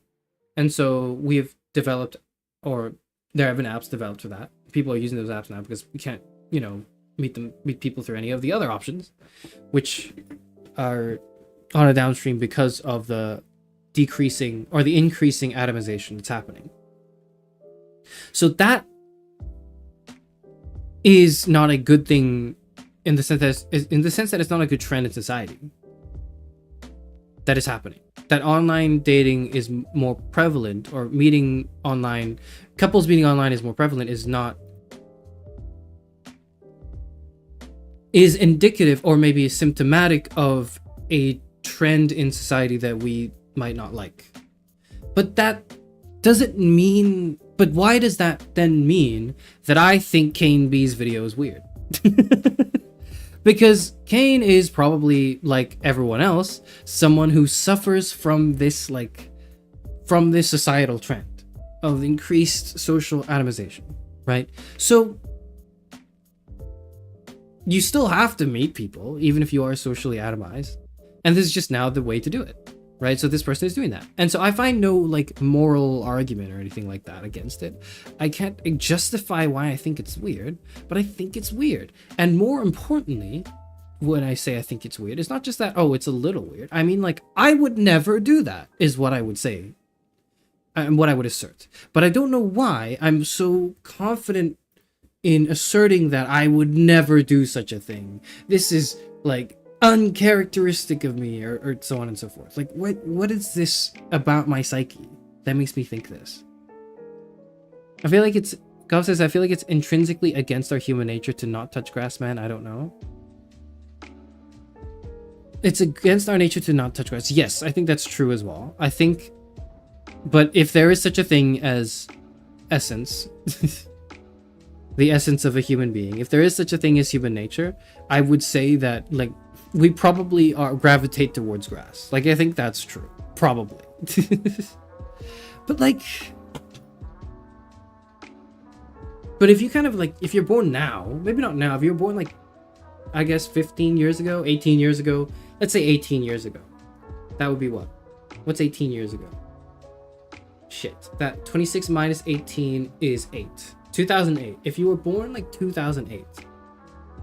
So you're, like, 18 now. You were born into this, like, where were you? When were you born? There you are. The fucking day you were born, 18% of people were already meeting online. Again, these are like just statistics of a specific, like, you know, part of the US, I think. I'm pretty sure. I don't know what the context. I believe it's out of my ass, I guess. It's not out of my ass, but it's like it's from this random YouTube video, right? Like, and it says the source is Stanford University Social Science Dataset, but it could be a bit more elaborative and specific. But it wouldn't make for a very interesting YouTube video if it were too layered and like, you know, complex and nuanced. So, anyways, like, you were born in that time, and you just like you just going through this, and the numbers just going up. That, like, isn't that just now natural? In a certain sense. To put it bluntly, I think it's weird just since you skip so many steps in online dating. We are social animals, and sociality also extends to vibes, the environments we surround ourselves with, etc. Not limited to just the convo and as such. Do you think the online crowd would prefer to not have met online? Or would online be the inherently preferable option even if the popularity of the others increased? Ooh, okay. He also says, I'd say it's weird because it's the equivalent of cold approaching random women on the sidewalk. It's... Hang on, Tia. I want to spin this back at you because I think... I don't know... let me think about that. Is it the equivalent of cold approaching random women on the sidewalk? I don't think so. I think there's a lot of mutual consent that goes into online meeting. And there's so many ways to say no to someone online that are way easier than in real life. When you get approached by someone, there's like the physicality of it. And there's a little bit of a pressure for you to, you know, say yes because you don't know what the other person could do, right? And in the traditional context of the heteronormative dynamic in which a woman is approached by a man in public, I think there's like a sense of danger that is not present, I would say, or less present, or present in a different way actually, online, right? And I would say that also, to me it seems like I feel like there are stronger safeguards in place for consent online, but perhaps there's less, like, what's the word? Less guarantees. I don't know. You could catfish, I guess, is what I wanted to say is you could get catfished. But the question is interesting, Gob, you raised. Do you think the online crowd would prefer to not have met online, or would online be the inherently preferable option even if the popularity of the others increased? Because I think, in my head, as someone who has never installed an app ever in my life and has only kind of seen it be used by some people, I don't think I know many people. I don't know a single person who I am still in contact with who met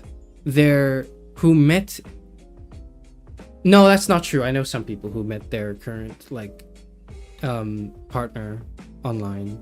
That's actually, no, I do know them. That's weird. Yeah, that is how they met. They met on, like, a dating app. Huh.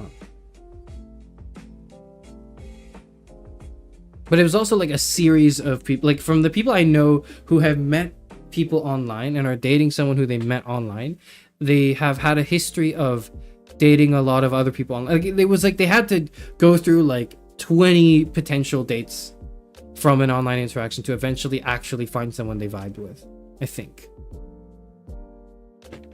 So I don't know. Would they have preferred to have not met online? I think insofar as maybe they also feel like they're using the apps because they're forced to, because you can't really meet anyone quote unquote organically anymore, so you have to do it online. And if they could have met someone organically, maybe it'd be more romantic. And the reason why they feel that, the only reason why they feel that perhaps, is just because it's been instilled in us through the media, the popular media that we consume, because the popular media we consume is based on, not now, I hear that dating apps like changed the meta.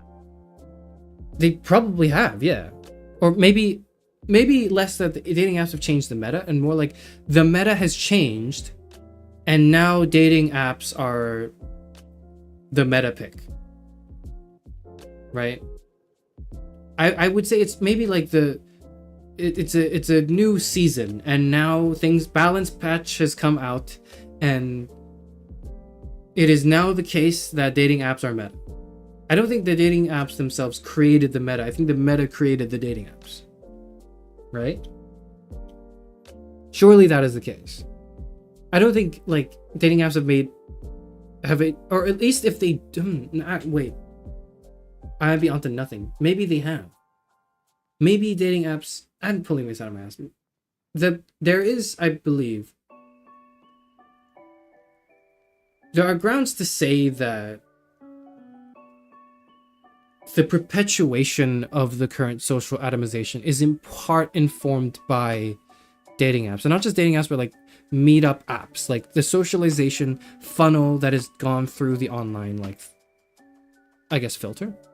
But also, I don't think it's a bad thing to say that like a Facebook group that advertises like a badminton meetup is somehow super unnatural and therefore bad. Like, we know Zuckerberg is bad, we know Facebook bad, but are the 50-year-olds who use Facebook to just advertise their local badminton club meetup like participating in and perpetuating that evil too? I have no idea. I actually don't think I know how to answer that question. I don't think it's a difficult question. I just think I'm stupid. Or at least I don't think I'm like equipped enough to tease that out right now. Hello, CF. Hello. It's a bit late for you, isn't it? Hope you're doing alright. I'm currently sewing. That sounds nice.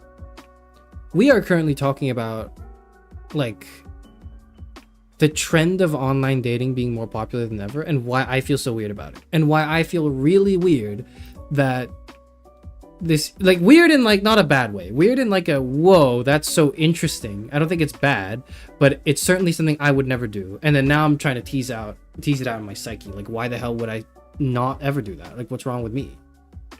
What is holding me back from doing the same thing? Where essentially this dude who's a video essayist, he is like, this is his type of video. His style of video is 50 minutes of... So, I think that this objection is not quite right. And I think it's really going to depend on your conception of what the laws of nature are. So I have a video on laws of nature, which I will link in the comments, which outlines this in more detail. But broadly speaking, there are two conceptions of laws. There are necessitarianism and Humeanism. So according... That's like the type of video he does, right? And so one day, and by one day I mean literally yesterday, he posted this. Hey YouTube, so I am currently single. So if there are any women watching this who would be interested in dating a global phenomenon... Again, I'm not making... I just realized, like, I'm playing this video, like multiple times throughout the stream, and it looks like I'm making fun of him because I'm going, like, I would never do this, and it's weird. I'm not making fun of this guy. I think he's really cool. Or at least I think his content is interesting. If not a little too much for me. But, like, and I don't think this is wrong, but, like, it makes me feel weird. It does. And like I'm trying to find out why I think it's weird, I guess. I was talking about the cane bee video specifically, not online dating in general, if that wasn't clear. I don't think online dating is weird any more than a lot of other things that happen online now are. Oh, okay, Tia, sorry, I misunderstood you, Tia. So you're saying it's you think it might be weird because this is kind of like the equivalent of cold approaching women online, like on the sidewalk. I don't think that's true either, because you have no obligation to even acknowledge this happening without there's no like, because when you're a woman on the sidewalk being approached randomly, there is a certain like, not like obligation, but like there's a social situation that's being imposed on you, which I understand is incredibly, like, maybe not incredibly, and maybe not for everyone, but can be like unpleasant and, like, you know, bordering on dangerous depending on the interaction. At least one would feel like one would be put on alert, I imagine. But this is just a YouTube video on like in this person's own channel. So he's not like overstepping any social boundaries or whatever in any sense, I guess. Like, if you saw, it's not like this was hidden within a video in his catalog of shit either. Like, that it's not in his causal veil problem that he starts talking about the fact that he's single. He just posted a random video that was just like, that announced his intentions very clearly in the title, and it's like, you can just ignore this if you were into the video essays and just wait for his next upload.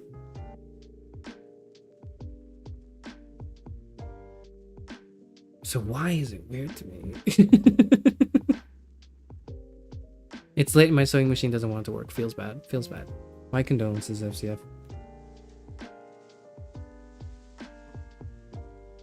It feels similar to those ads people would make for themselves in newspapers looking for romance. Yeah, so that is like, you know, maybe it's a similar vibe. Buying out an ad spot in a newspaper looking for love.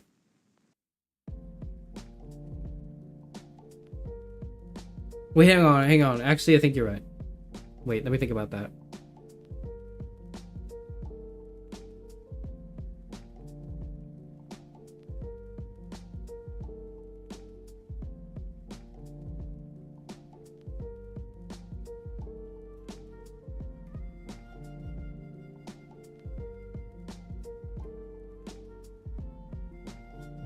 Turning yourself into an impersonal online advert feels kind of degrading, IDK.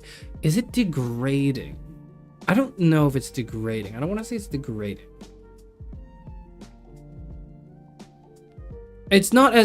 I would say it's not, I don't know if it's any more degrading, or at least I can't justify if it's any more degrading than me telling you my dentist story earlier in this stream. That felt kind of degrading. That was a little degrading, okay? That me telling my dentist story just now in the beginning of the stream, that was a little degrading. So I don't know. It is weird if he's serious. It's like he gave up on being a socialized human being and decided to blue pill himself in his online cocoon. Low risk, low effort, and reward of all time. Like idling for hats in TF2. Not a 0% chance you'll end up with like $40 or something. Is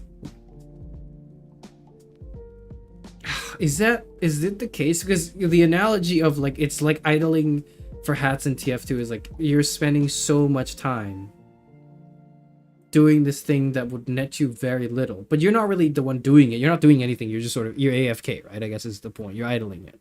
Like, there's no effort in this pursuit, and the reward is mid, is what you're saying.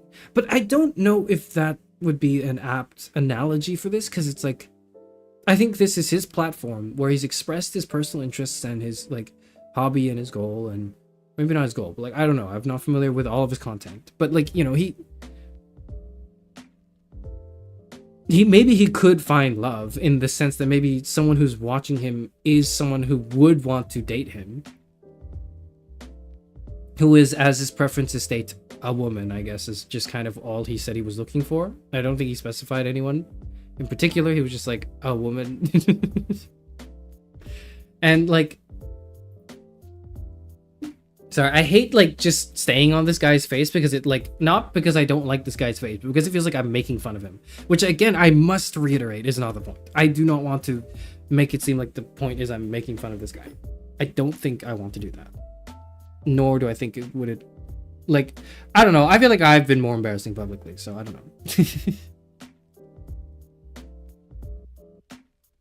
Who is he? If I'm a woman, am I supposed to get to know him after the fact for real? Well, he's an established like content creator. He has like 72k subs. He uploads videos on philosophy. He is, as I kind of like see it, quite analytic about it too. He is just very like, he will just post videos and he just talks in the videos. And he talks about philosophy. So it's like, and these videos are not unknown, like people watch these videos. So there is definitely an established like viewership and an audience for this guy, for sure. So I think you would kind of know him, or at least, here's what I would maybe say. You know more about this person from watching his videos than you would know about a random person you meet on Tinder from their profile, from their bio. Like, someone's Tinder bio tells you less than someone's YouTube channel, right? Is that fair to say? I think that's fair to say, right? In that case, isn't it actually like, it's still all fake in the sense that it's still all like, you know, wrapped in personas online and etc, etc. But it's a little bit more authentic because you are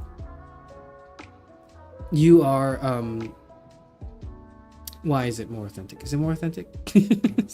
it's more authentic because there's more nuance in your expression of yourself compared to, like, you know, the 2 paragraph lengths you get on Tinder or whatever the length is. I don't know. Can you tell I've never used any app ever and I'm speaking from an outside perspective, and that's why I don't really know how to adequately like express myself. That's my stream. Anyways, let's stay on this statistic. I think this is a nicer thing to say. Maybe I should say, Tia says, maybe I should clarify it's not a perfect equivalence, but vibe-wise, if a guy's doing that, I assume in both cases he lacks the qualities needed to attract a date the normal way. A better equivalence would be a guy posting signs outside his house saying, guy inside looking for date. While less aggressive than cold approaching is a little off-putting. I do think there is something a little off-putting about it. But... So you say this, and Gob, you've said this too, where there's like almost this like natural way of meeting somebody, which I'm inclined to agree with, like, because I feel the same intrinsically. However, I'm trying to interrogate myself on that view, so I'm going to bring it up to discussion, right? But like, why do we feel so strongly about this like natural way there is to meet somebody as opposed to meeting them online? Like, do we have like a historical bias? Like, is it merely because we are old that we think this?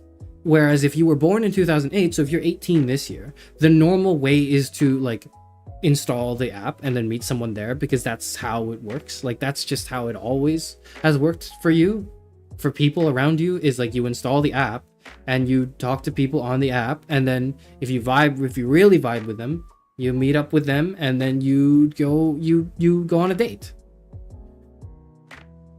Why is that weird? Asks the person who grew up with it. And I, as the person who did not grow up with this, will go, I don't know, because I guess I didn't grow up with it. It certainly it's not, it could be problematic, and maybe it's a symptom of a deeper issue, but that issue is not like people dating online is not the issue, right? Like, is that the issue? I feel like the issue is more like dating online or meeting online is the meta. That's the issue. Like, the problem is that this is meta. I think my earlier point about habitus and socialization wraps up my view neatly. A richer environs always beats an ad hoc facsimile based on superficial traits. Okay, let me think about that. A richer environs always beats an ad hoc facsimile based on superficial traits. The fact that I meet someone somewhere at some time already tells me a lot about a person. It is a facsimile. I think that's true. But again, like, I can't blame the 20-year-old's fault. Like, I can't blame the 20-year-old for meeting on the 20-year-old couple for meeting online, right? Like, I don't think that's, like, you didn't do this. You were kind of just born into this. right? And for me to go, no, you should not meet on the app. You should meet in real life through natural means. And they go like, I've tried that. I haven't met anyone that vibed with me at all. And now I'm horny, so I install the app. And I can't say anything. I don't know what I would say to that. You know what I mean? Like, because that wouldn't just be like, well, it's just not natural. Maybe it just goes back to how desperation is unattractive. I mean, I met Leon online, but he wasn't actually actively dating, and that made him more desirable. So we're saying we're saying it's the ick. We're saying posting a video online gives the ick. Is that what we're saying? Because that I think I can get behind. I think I can get behind that is a bit of an ick. And it is an ick because it's not popular yet. But if it were popular, it wouldn't be an ick. It is an ick insofar as not a lot of people do that. Because people usually if they do it online, they tend to do it through a dating app. That's just the meta. So, in other words, I find it weird, and I say I would never do this because this is an off-meta build. I'm trying to put this in game terms because, unfortunately, I'm a VTuber. It's not blameworthy, but it's not ideal, and the fact that someone succeeds in it doesn't make it any more ideal. It is not ideal. I agree with you, and I think it's very true. But it's also like I'm trying to find out why I find the idea of doing it myself, engaging with it, so gross. Maybe not gross is not the right word. I don't know. Like, why is it, God, that like this is a trick question, by the way, in the sense that like, how would you know? But like, I feel so weird about dating apps, and I don't know why I feel so weird about them. Like it to me, I'm like, it just feels wrong. It feels like unnatural again, right? Is maybe the word we kind of appeal to. But again, what's the basis for what natural is? I mean, I didn't want to use the word, but I'm not saying no. I'm not sure it's because it's not the meta. It may just be inherently icky. You'd have to ask more women, though. Women! Where are the women in chat? I actually don't know who the women are. Women in a heteronormative dynamic, please. Maybe don't reveal yourselves, actually. That's like a bad idea. Never mind. Do you play League, Charis? Occasionally? No, I don't. I used to play League, but not anymore. Playing off meta and succeeding is about 50 times more fun than winning with a chud meta build done to death. So, are you saying that the reason why I feel the ick, maybe not the ick, but a reason why I feel uncomfortable, or maybe not uncomfortable, the reason why I'm like, I don't want to do this ever, and I feel so strongly about this, is because I'm like, this is meta and everyone's playing it. But the thing is, if the meta were this, I'd be fine with it. If we were in 1988, I think, and the meta changed so that, you know, okay, let's say tomorrow, I was gonna say the sun exploded. No. Let's say tomorrow, all the dating apps exploded. All of the dating apps stopped working, and so the meta is now completely turned on its head, and it's now meeting people like naturally, you know, like at work or at a bar or at school, in college, in church, through your neighbors or friends or family. Like, that's suddenly the meta again. I wouldn't be like, yes, now I think I want to install a dating app, or like now I want to meet a partner online via my YouTube chat or whatever the fuck, right? Like, I don't think I would want to do that. Like, I don't think I would want to do that. So,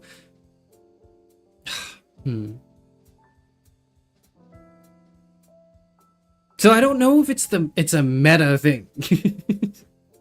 Online dating, crit Kate with silver mechanics. Offline dating, Kate on hit or AP with challenger mechanics. Latter is so much cooler to my chud gamer eyes, IDK. Okay, so I don't play enough League. Actually, I think I understand the analogy. I think I understand the analogy.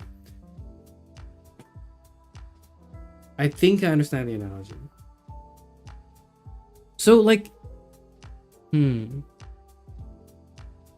again, if the meta changed tomorrow, I would feel more at ease than this right now, because I think this is a like gross, horrible facsimile of real life, like any online interaction, such as the one we're having right now.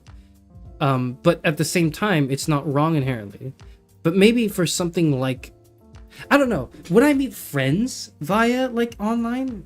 I don't think so, or at least I don't want to. But why? Why is that? Why do I feel that way? I don't know.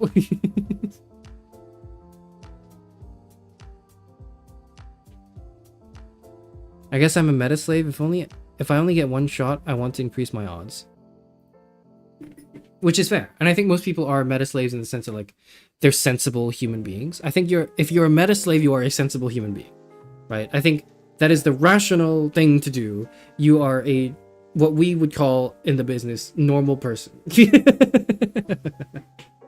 I guess. Who, like, I don't want to say touches grass, but like is someone who maybe doesn't touch grass. I don't. People who touch grass use the apps too, right? Like that's the thing. It's not like everyone who cocoons themselves in their room is using their apps. Everyone is using the apps. People who go outside and like have and you real don't know hobbies. Shit ABT me, which hopefully bothers you. I don't know. I mean, it doesn't bother me at all. It would bother me if I knew anything about you guys.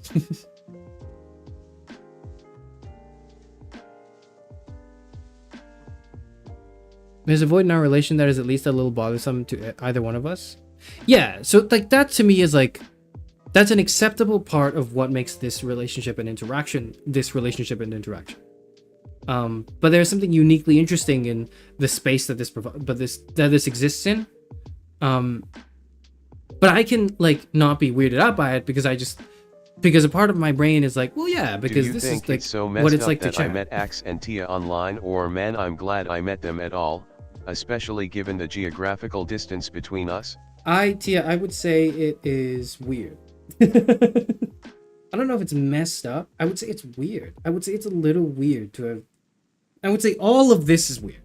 I guess maybe I think part of what makes this so interesting to me is I think Charis Euphranor is weird too. I've just gotten used to the weirdness, and I also like got into it thinking it was weird.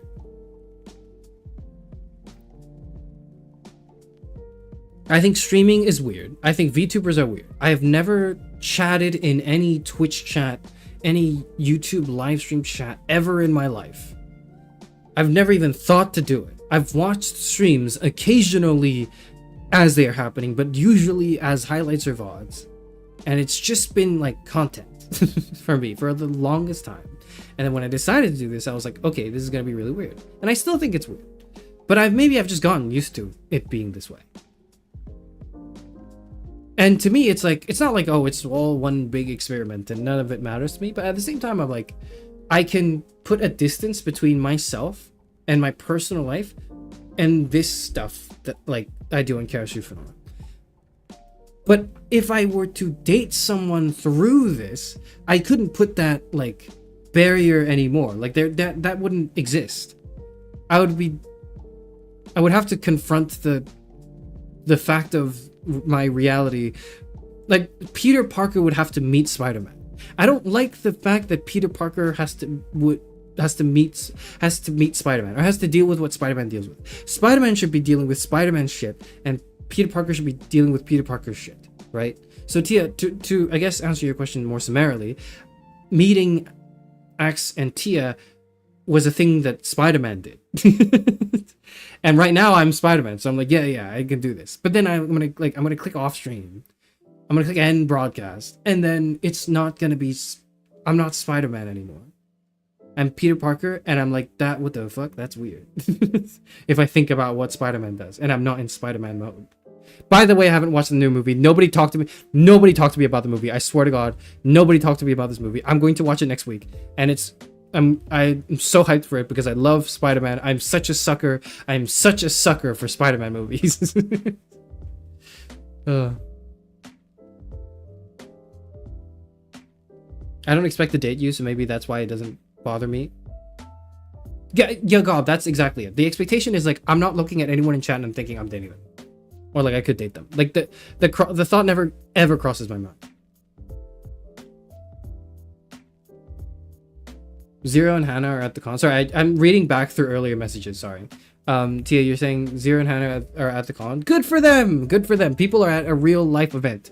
You should all stop watching my streams. Maybe not right now because I need people to talk to. But like, in general, you should stop, and then you should meet people in real life and talk to them in real life, inspired by what I have done and said maybe on stream.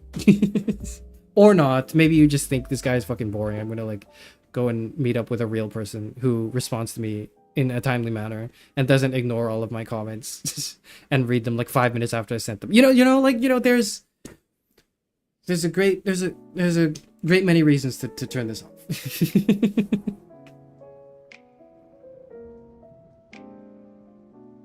Does it matter if it's weird if it's a net benefit? To me, weird has the connotation of being wrong. To me, weird is just unconventional and like adventurous, but oftentimes socially unacceptable. That's how I see weird. To me, the weirdness of something, maybe it's just maybe the difference in how we both use the word. So maybe it's a semantic disagreement, but like the way I use the word weird is like how socially acceptable it is. So what used to be weird, online dating, is now no longer weird. It is not only is it socially acceptable, it is socially the norm now, right? To meet people online. But it's weird to me in that I feel like it's not acceptable. Socially, societally, I feel like it's unacceptable, but I'm not society, right? So is it just because I'm 60 years old? Like, is it just because I'm 60 years old and I'm looking at like, the statistics of my time and going like, we should be meeting people via friends and family, or maybe through school or a bar. I don't want maybe part of the I just don't here. meet people, they scare me. Sneeze, congratulations. You're either going to be ace, you're going to be incredibly depressed, or you're going to succumb to the meta and then play the meta build, which is online 62.45%. But like, what was I going to say before this? I forgot what I was going to say. Socially unacceptable should stop being a marker for moral quality. Neoliberal corporatocracy is socially acceptable. Political awareness campaigns are generally socially unacceptable. True facts based, wow based. But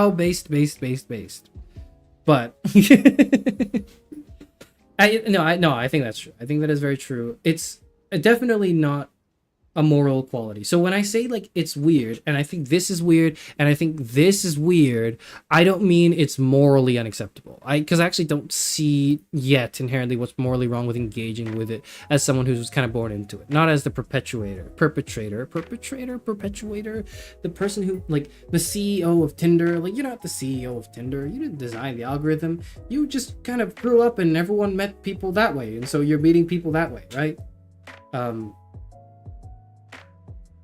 And if you tell them you should play an off-meta build, it's like, it's hard to convince people generally to play off-meta. You know what I mean? It's a little difficult to do that.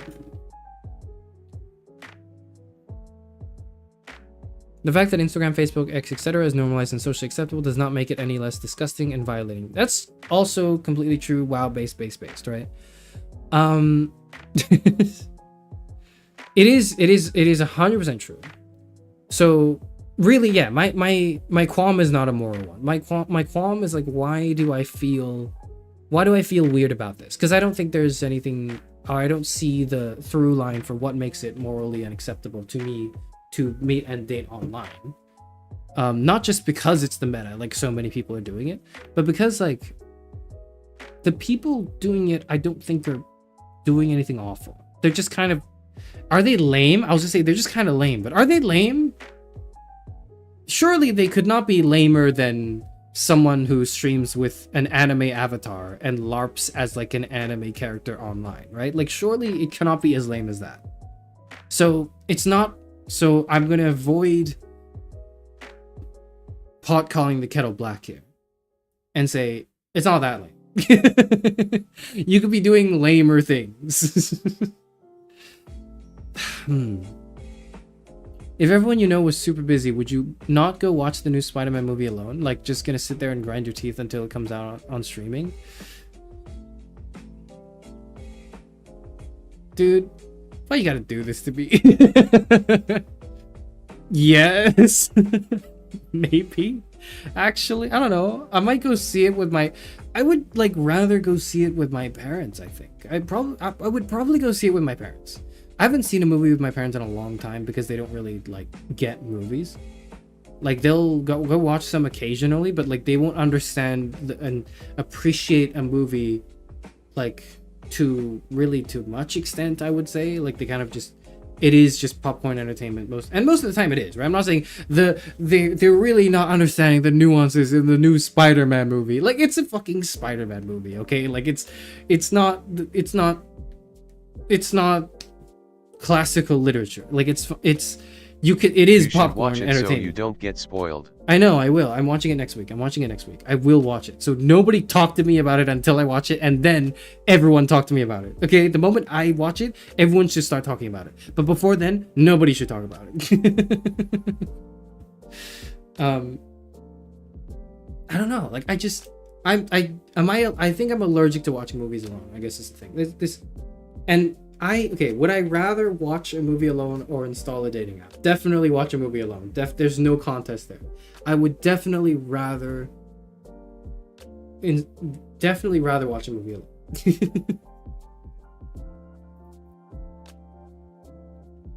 I just feel like I don't think anything real could yeah. You know what it is? You know what it is? It's me projecting, like, astral projecting myself in time, in like 20 years, when I'm married and I have kids and I settle down with my kids, because at that point I'll be like 80 years old. I'll definitely be married and have kids. Okay, I already have grandkids now, so it's not too far away. So when I finally, like, you know, I guess, like, marry and settle down, like my favorite VTuber me nightmare, when I finally, like, do that and I have kids, I would feel weird telling them that, oh, I met your, like, here's how I met your mother was through, like, a Hinge or coffee meets bagel. You know, like, that feels like that feels embarrassing. But maybe it's not. Maybe, like, I think that now because I'm 60 years old and I'm old and angry and bitter.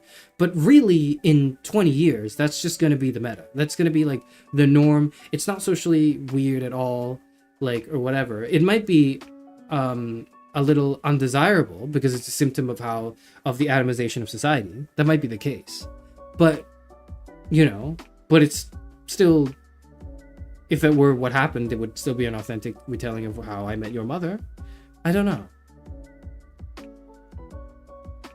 I think you can watch this one without any prior knowledge. I have all the prior... Hey, you don't have to convince me to watch it. I am obsessed with Spider-Man. I have all the prior knowledge. I've watched everything that Holland's Spider-Man has been in. Since the introduction, since he grabbed Cap's shield, swung onto this car, and then, like, looked up and said, hey everyone, since that moment, I have fallen in love with that Spider-Man, okay? I am an unapologetic Tom Holland Spider-Man defender. I've always been a Tom Holland Spider-Man defender, okay? Even when people were like, the John Watts movies aren't that good, I was still like, okay, maybe the movies aren't the best, and maybe there are some flaws in them, but I love Spider-Man, and I think he plays that Spider-Man so well, and whatever. And then No Way Home happened, and I felt so righteous about it. I was like, yes, finally, my Peter Parker defense has been realized and it's come to fruition, and now everybody likes it. Now everybody likes Tom Holland Spider-Man. And I felt so validated. So you don't have to convince me to watch this without any prior knowledge. I have, like, all of the prior knowledge, okay? Or at least all of the casual, you're an MCU fan, like prior knowledge that you would have. I haven't read into the comics, if that's, like, I guess maybe the final boss. If your parents are going into it, might matter for them. And honestly, I'm not going to. I'm going to watch it with... I've already bought tickets. I'm watching it with a friend who knows Spider-Man too. But, like, if I were to watch it with my parents, it wouldn't matter if they had prior knowledge or not. Like, they are not... There's no buy-in or investment for my parents to watch any movie. They'll just they'll sit in the movie and they'll be like, that sucked. I didn't like it. But they'll like watch the whole thing. They'll be like, I didn't get it. I didn't like it. And that would be it. And there's like not much convincing I can do to be like, no, you didn't understand this part. They'd be like, no, I just said it was boring. They just talked too much. I didn't really understand what they were going for here. Like, what were they saying? I didn't really get it. And I was like, ah.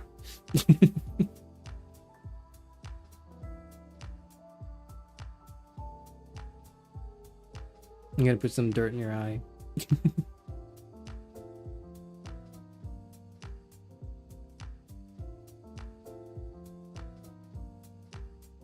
I think that's too backwards facing. I don't think that points towards the quality of the act. Yeah, not at all. So I don't think there's any... I can't tease out anything, any view, any like thoughts I have on online dating in how it's evil that isn't, generally speaking,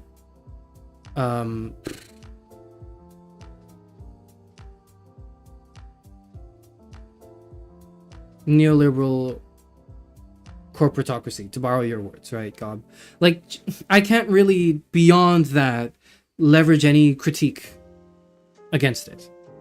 It to me just seems like, you know, the system that it is created from is bad, is kind of the extent of what I can say meaningfully about it, like qualitatively. Beyond that, it's just like, I think it's weird, but I don't know why it's weird. Not everyone, it's way too late for me. See you later, FCF, see you later. It is probably very late for you. Go to sleep, goodbye.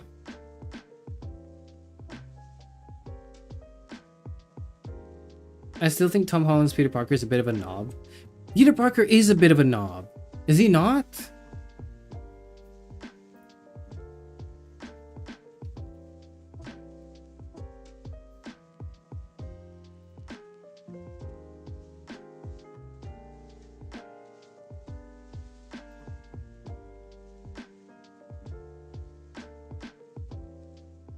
Hang on, I need to blow my nose.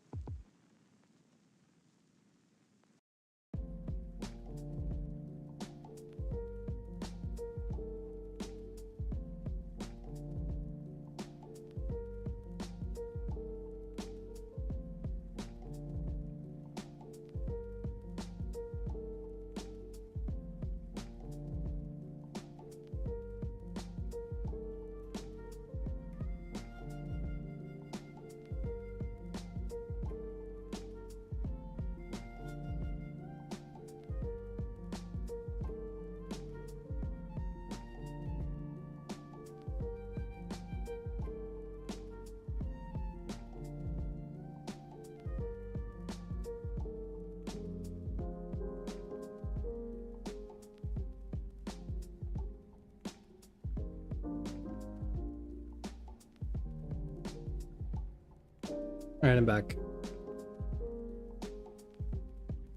I hope I muted. Yeah, I did. I muted myself, right? You didn't hear me blowing my nose, right? If you're old, aren't you supposed to be the old people Spidey fan? First of all, you're lumping me in a group here.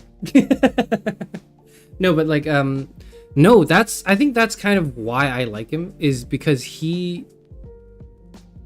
like, Holland's Peter Parker. I don't want to talk about him that much because I want to talk about him when I've finished watching the movie, and I want to share my thoughts on the whole. But like, I'm a big defender of Holland's Parker because I feel like the young Parker is not something that like the Maguire movies and the Garfield movies like captured enough. Like, it didn't feel like he was young. You know what I mean? Like, it felt like he was college age, which is in itself its own, like, you know, Peter Parker.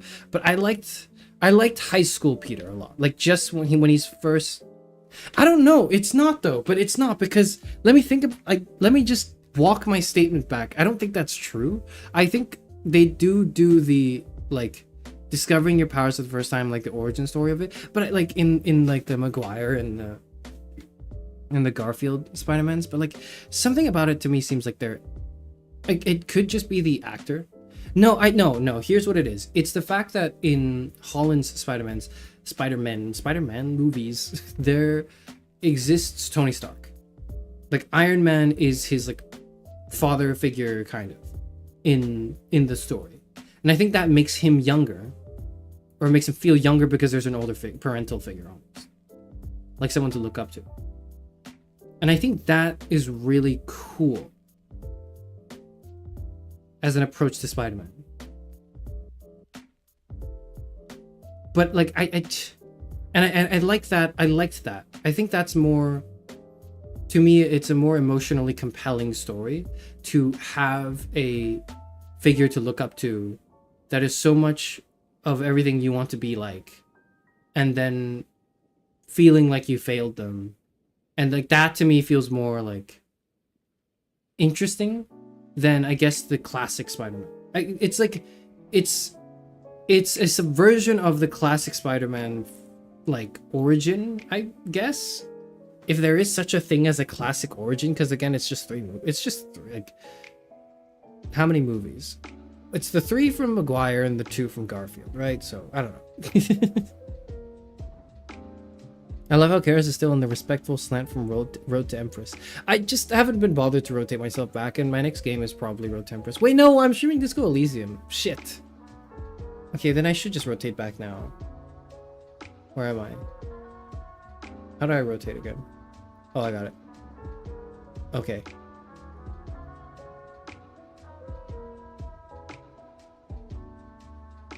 Okay.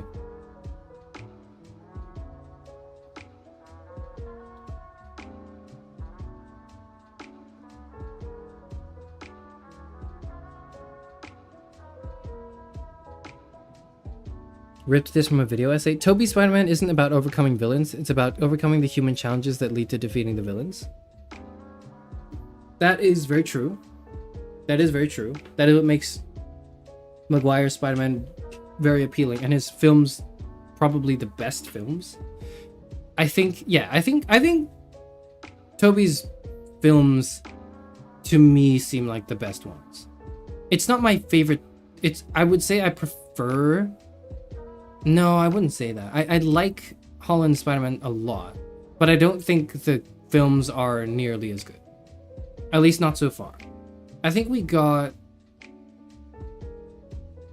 No, not the individual films. I liked his characterization across the movies he's like not leading in, like that he just kind of shows up in. I liked his characterization in Civil War, I believe was the first appearance. I liked him in Infinity War. I liked a lot of him across the Marvel projects, and I liked No Way Home too, but it definitely does feel like fan service the movie rather than like, okay, it's a movie trying to tell a story.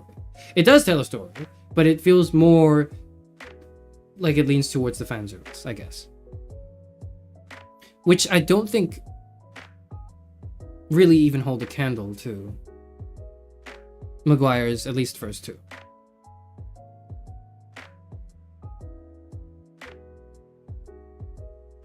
I hate all the nanotech cyborg shit. Tom is great. He strikes the Peter Spider-Man balance perfectly. Cold take, but I hate him in the MCU setting TBH. Yeah, it is a cold take, but I wholeheartedly agree.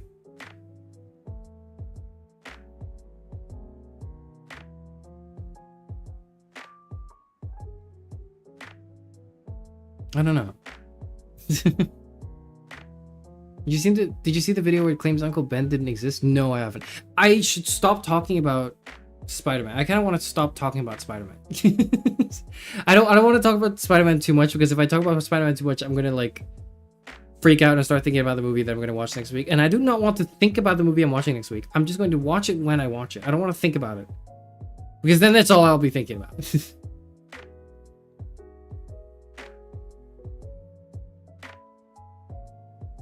I mean, there's nothing wrong with eating at a cake. Sorry, this is returning to the previous conversation or wrapping up the previous conversation, because I think I've exhausted everything I want to say about this, right?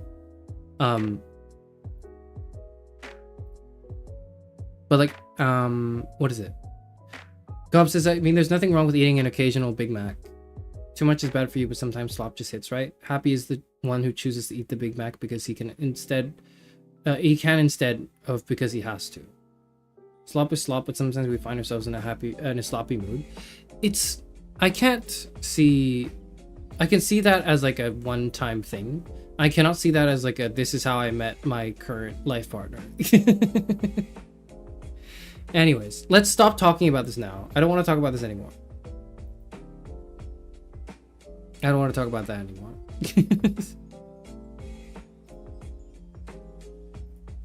It's depressing, but it's also like just puzzling. Not like how it is, because I can see how we got there as a society. I can see how we got there. What I don't understand or what I find confusing is like, why do I feel a certain way about it? Why do I feel like it's quote unquote unnatural, etc., when it's not unnatural? I don't think it is unnatural. I don't know. This is unnatural. Like sitting here listening to a VTuber talk about nothing. Talk about what is essentially nothing is unnatural. I think that is like, if you're here now, you are not experiencing what is the meta, I believe, in terms of like content and media consumption, even though VTubers are bigger now. Have you never read Bordeaux? You know what is sad is no. I've read something from Bordeaux, have I not? Wait, no, what do you mean? Wait, which Bordeaux are you talking about? Pierre Bordeaux. No, I'm sorry, I don't read. I do, but like not nearly enough. Pierre Bordeaux. I don't know why I thought Anthony Bordeaux for a second. His work primarily concerned with the dynamics of power in society, especially the diverse and subtle ways in which power is transferred and social order is maintained within and across generations. In conscious opposition to the idealist tradition of much of Western philosophy, his work often emphasized the corporeal nature of social life and stressed the role of practice and embodiment in social dynamics. Building upon and criticizing the theories of Karl Marx, Sigmund Freud, Max Weber, Emily Durkheim, Claude Lévi-Strauss, Erwin Panofsky, and Marcel Mauss, among others, his research pioneered novel investigative frameworks and methods and introduced such influential concepts as the cultural reproduction, the habitus, the field or location, the symbolic violence, as well as cultural capital, social capital, and symbolic capital. Cultural capital was from this guy? That's crazy. I used the term. I didn't know it was from him. That is interesting.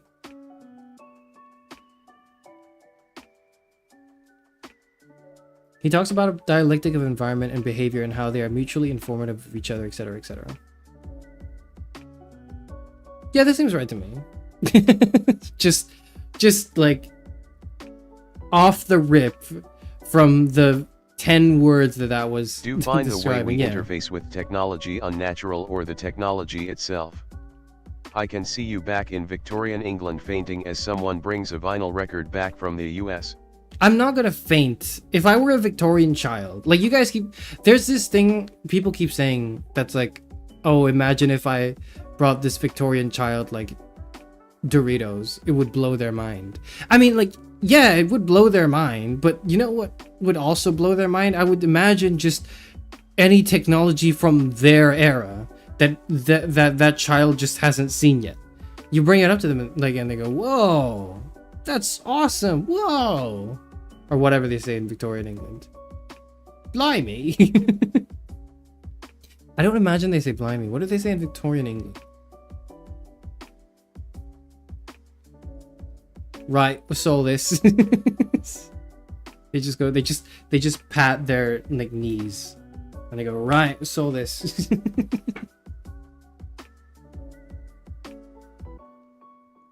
He's another French Marxist, zooms out to Buzz Lightyears. I see. He's one of them. Because I think, like, if I were a Victorian child.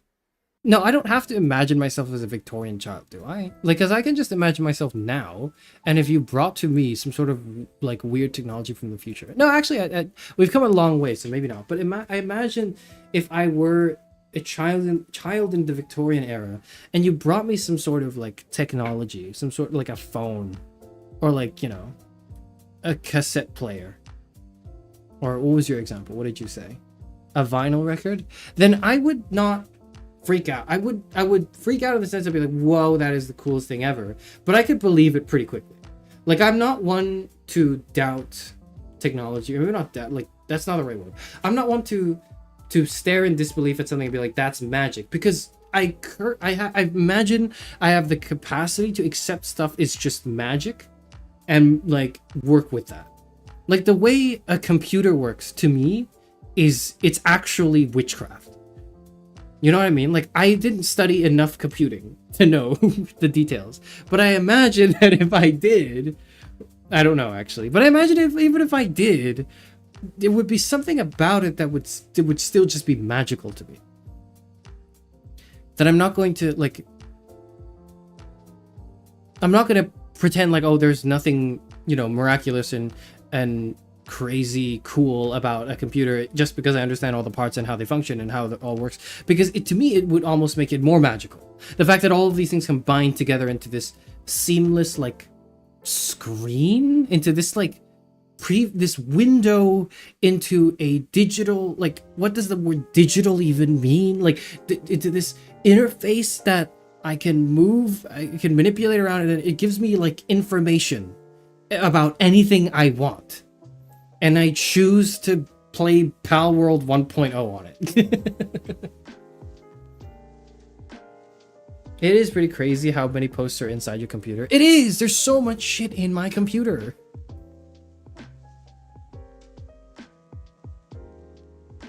And they all need to work, yes. And some of that shit is not working or not working as well, and I need to get it checked. But, you know, that's a problem for tomorrow me, I guess. So, like, it's all magic to me. And nonetheless, I can be like, okay, well, now that I know it's magic, just show me how I can use it, and I'll just use it. I wouldn't be, like, on the floor for more than 10 minutes. After that, I'll be like, all right, let's use it then. Let's see what we can do with this magic technology. You know what I mean? So if you were to show any technology to Victorian child era me, you would wow me for 10 minutes, and then I'd be like, okay, so, like, do you have any games on your phone? Or are we not at that era yet?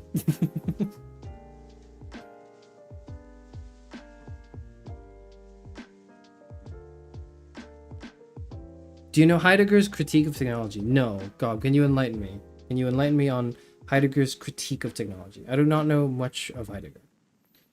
But, like, I generally... Yeah, like, I see technology as magic, and I'm able and willing to accept it as that.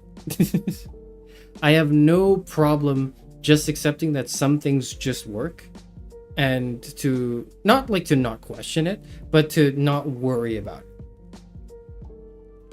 Which in turn means that when something does happen and my computer, like, blue screens, or, like, I have to force shut down with the button instead of clicking shut down from my computer interface, I start to really panic because I'm like, oh no, the magic machine is falling apart and I don't know how any of this works.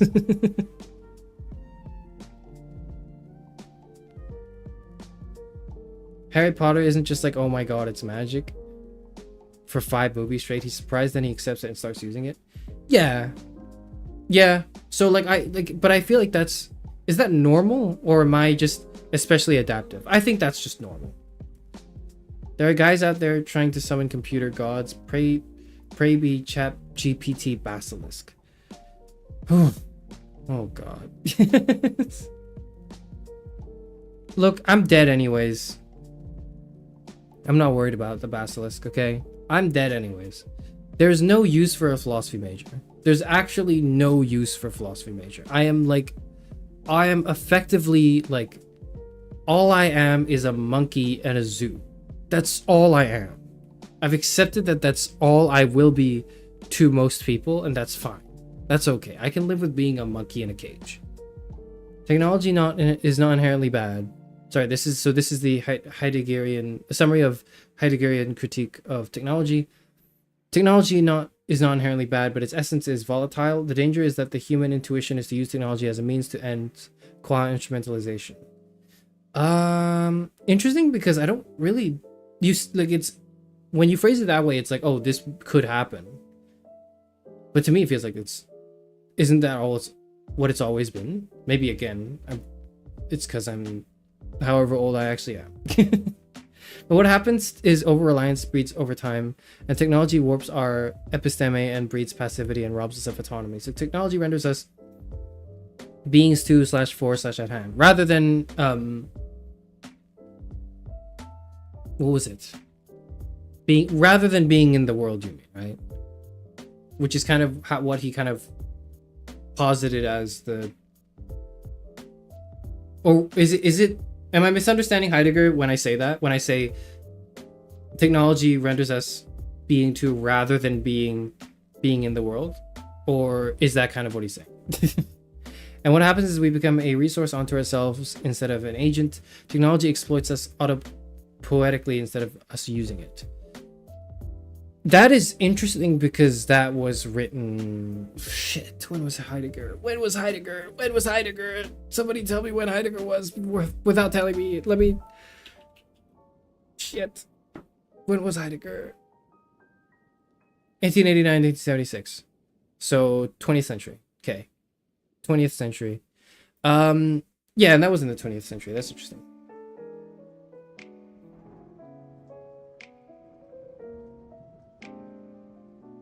Humans are physiologically / evolutionary reliant on technology. I don't know if that's true, if we're reliant or physiologically or evolutionarily. I think there's always a danger to when one asserts that there's an evolutionarily something. Like that there is such a thing as like we as humans were born a certain way. I don't like it in general, and not for this point either, I would say.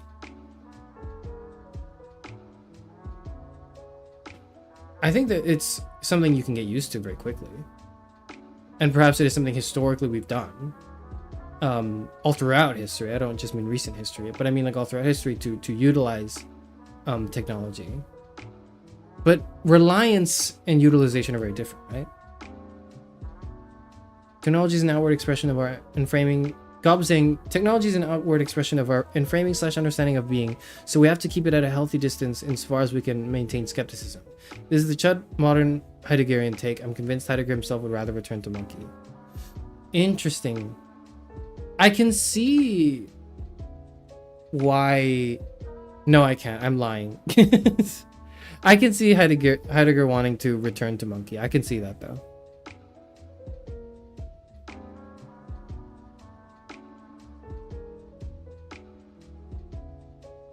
I think technology is in a healthy distance is like a... Now is a cold take, but the thing is he wrote that shit in the 20th century. So imagine what he was cooking. Back before, we see the contemporary hellscape that is today.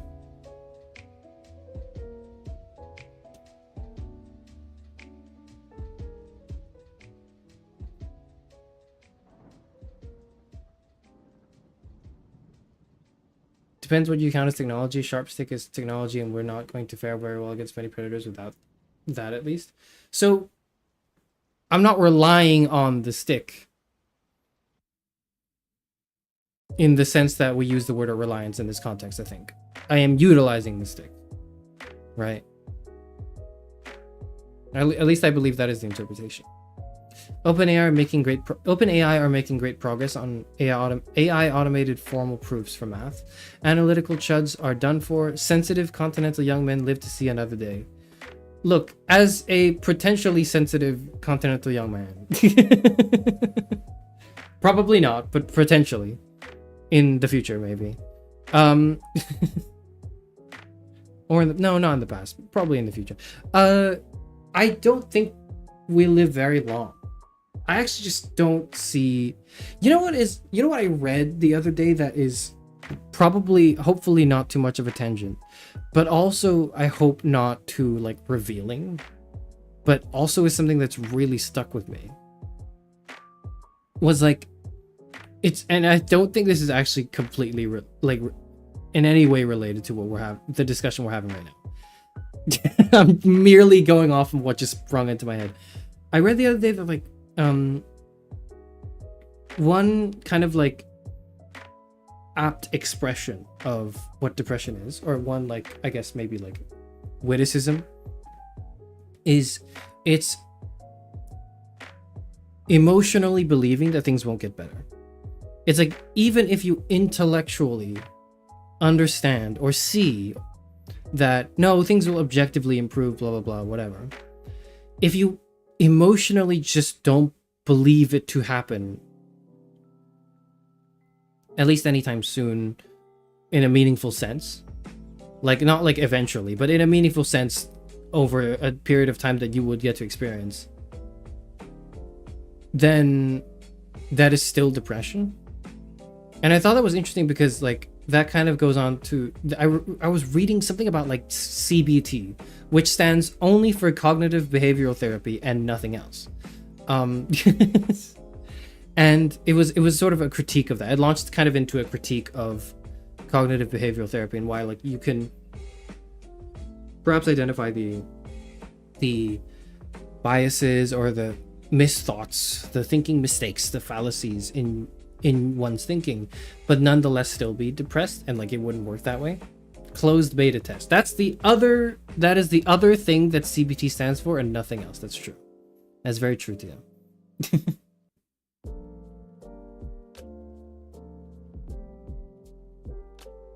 I think it's good to think if we could imagine a world without X. If yes, we're doing fine.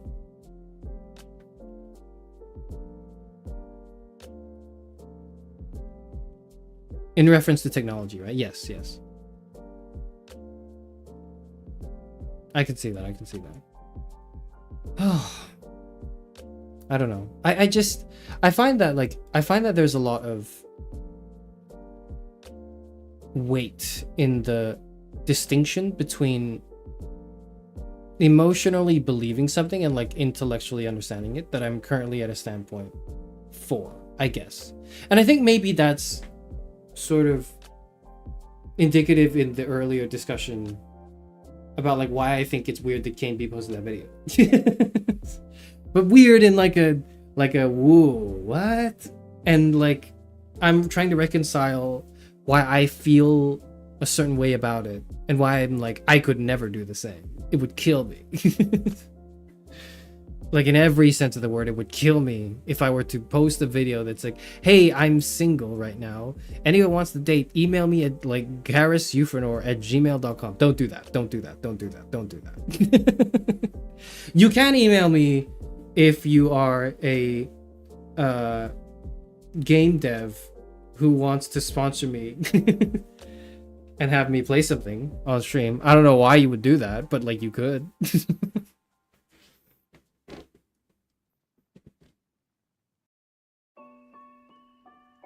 I think it might be because like intellectually I can see that like where we've come to for this to be a thing today and now, the fact that it's harder to meet people in real life now because of social atomization, etc, whatever, right? The things, because of the reasons, right? Because of the reasons, it is now harder to meet people in real life.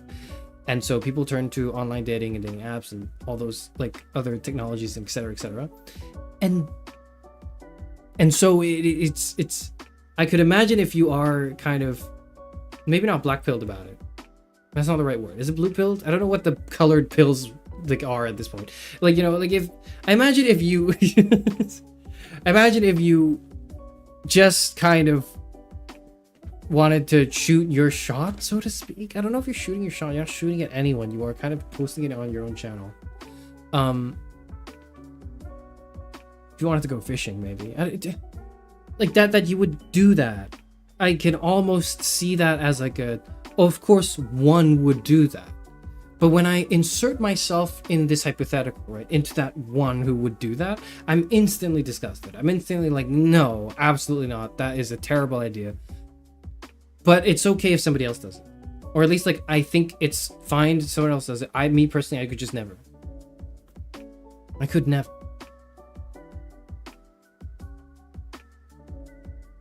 And so maybe that's the I can intellectually understand it, but then emotionally I'm like, no, this is weird, this is fucked up. I should meet someone at like a bar. Even though it's like a terrible place to meet people now at this point in time. And also I would feel weird about approaching somebody at a bar, to be honest. I would feel not weird at all about being approached though. And I say this because I have been approached, not like a lot, because usually when I'm at a bar, I'm always at a bar with somebody else, but like, you know, occasionally it's been, anyways, I'm not going to go into details, but like, it's not weird. I don't think it's weird when it's done to me. I just think it's weird when I do it to other people, which I guess is something else in my psyche I need to tease out as well.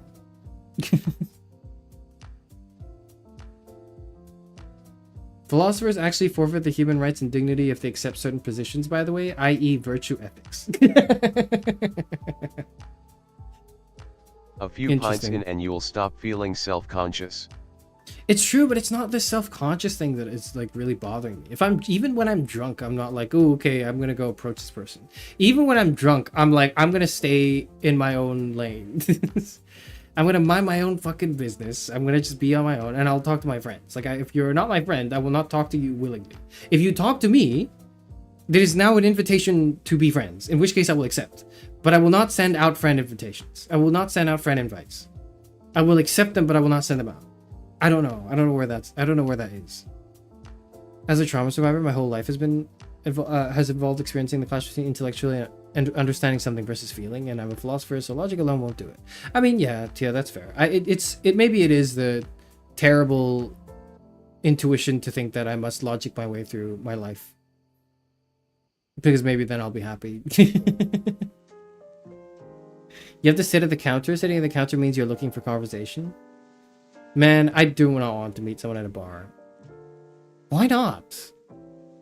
Why don't you want to meet someone at a bar, Charis Euphranor? I don't know. I haven't figured that out yet. I just feel like wary about the idea. I actually don't know. I haven't even thought about that. What's the ideal place to meet a partner? For me, it's to ask out a paramedic to date after getting stabbed in Central Park.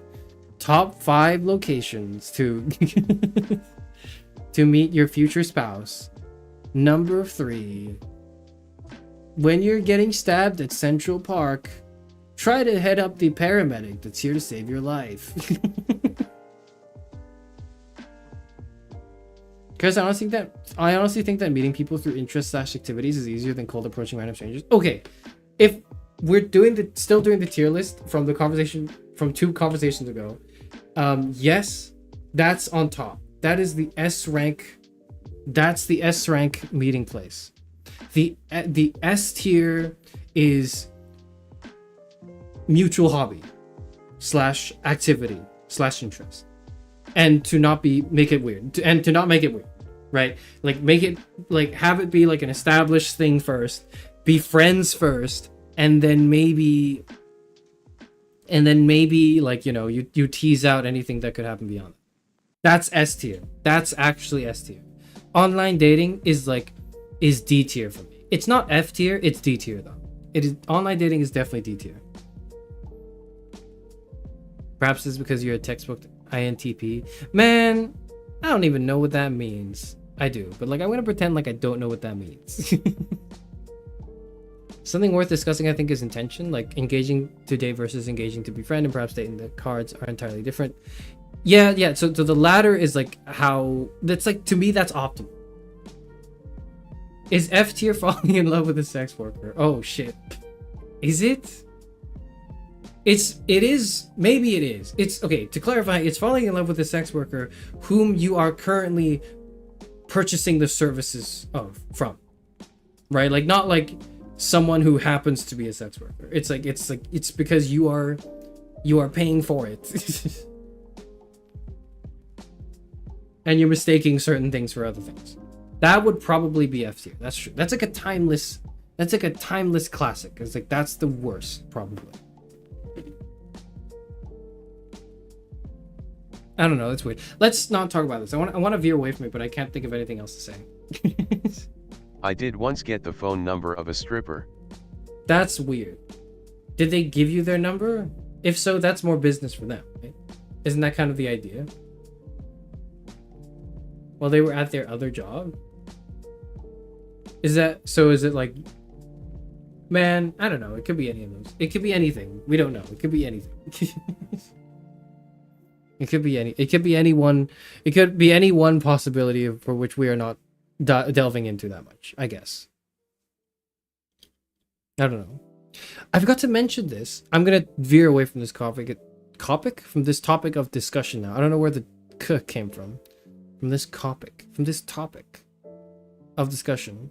Oh, because I was thinking of the word crabs, like crabs in a bucket. I was away for a little bit, and one of the things I did. I'm veering away because I feel like I've actually spent way too much time like meandering on this topic that it's gotten stale. Okay, I'm veering away. I went fishing with my parents, and we drove like 2 hours. We drove 2 hours all the way out to not the middle of nowhere. It was like, kind of like the edge of the country because where we are is not landlocked, but like, we wanted to go to the seaside. It was like a 2-hour drive to the seaside. So I guess that doxes me to a certain extent. I guess maybe I don't live by the sea. I went all the way to the seaside to go fishing, and in short, we got nothing.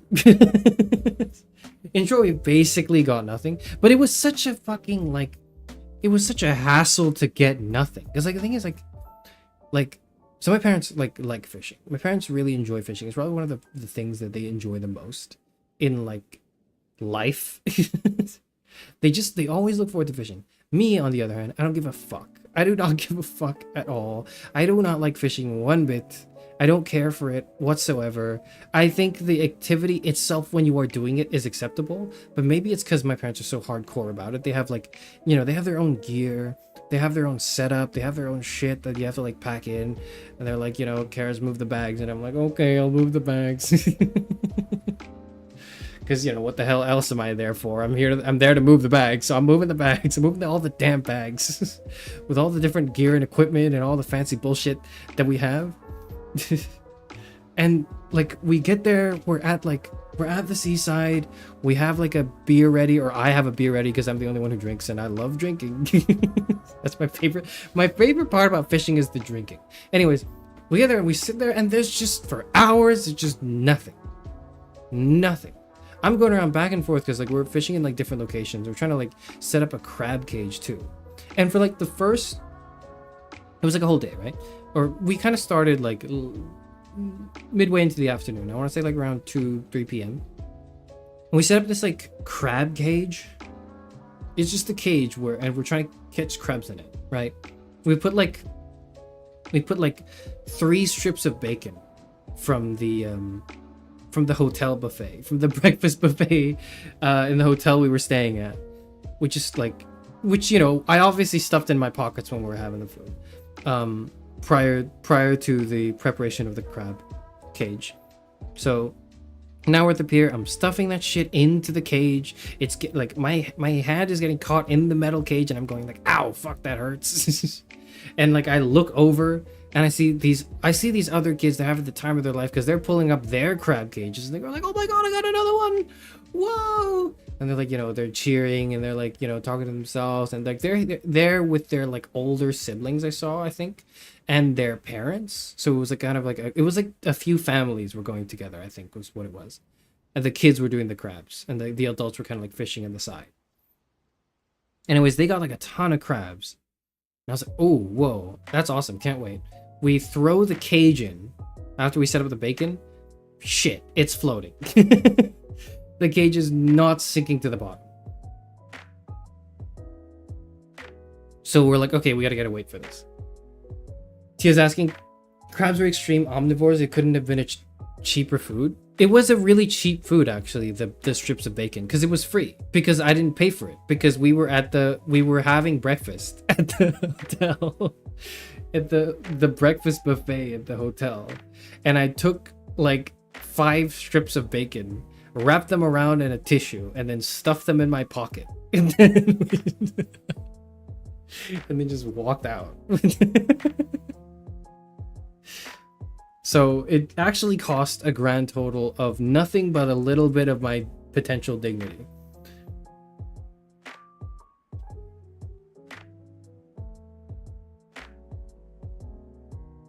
Okay, but I'd eat the bacon and feed the crab something else.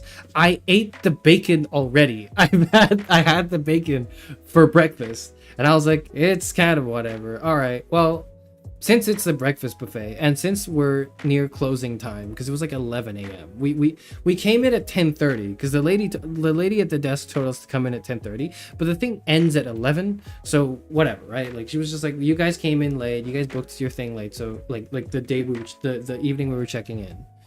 So the lady was just like, you should come in at 10:30 in the morning. We'll have seats then probably. And we were like, okay. So it was bacon that would have gone to waste. Okay, whatever. Anyways, wrap that shit, put that shit into the cage. Threw it in. Boom, it's floating. Fuck, it's floating.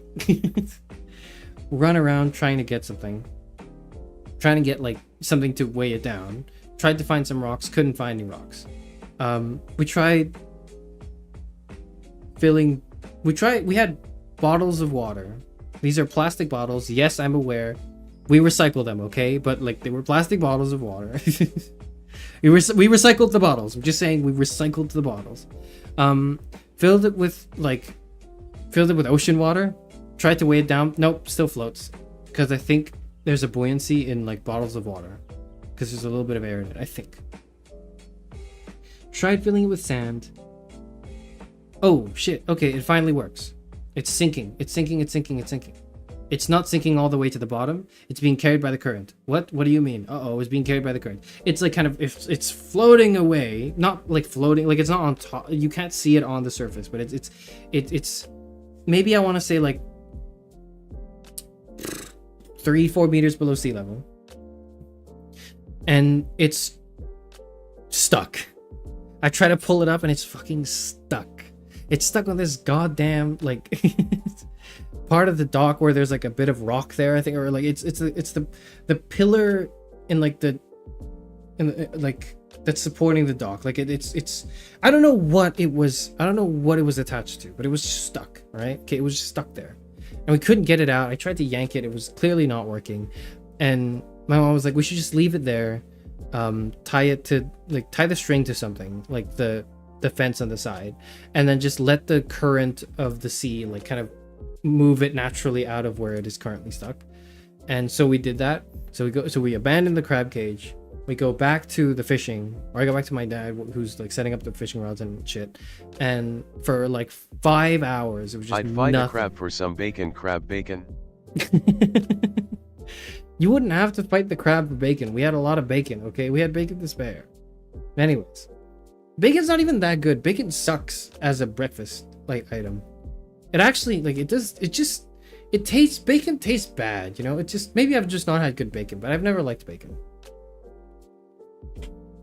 Hopefully you covered the stolen bacon in a napkin before putting it in your pocket. Yes, I did. I wrapped it in a napkin. I didn't just actually stuff only the bacon into my pocket. Anyways. Yeah, so we tried fishing, and like, you know, we had 2 rods set up. It was fucking nothing. And we had a bunch of gear and shit. My dad had like, you know, he had like a whole setup. He had like a whole box of different like leads, I think. What are they? I don't know what they're called. He had his fishing, like, he had the different little leads things, like the lead that sort of sinks the part of the rod in. I don't know what it is. I don't know what any of the terminology is. My dad never really kind of bothered explaining it in the jargon. He just kind of went like, you take this hook and you hook it on the worm, the head of the worm. You go, you know, you do that, and then you just you shoot the hook through the body, and then you just toss it in, and then he just like does it, and like it's just like, there you go. Just do what I did. Right? He doesn't explain what any of the mechanics of the game are. He's just like, look, I've done it once in front of you, so you should be able to do it now.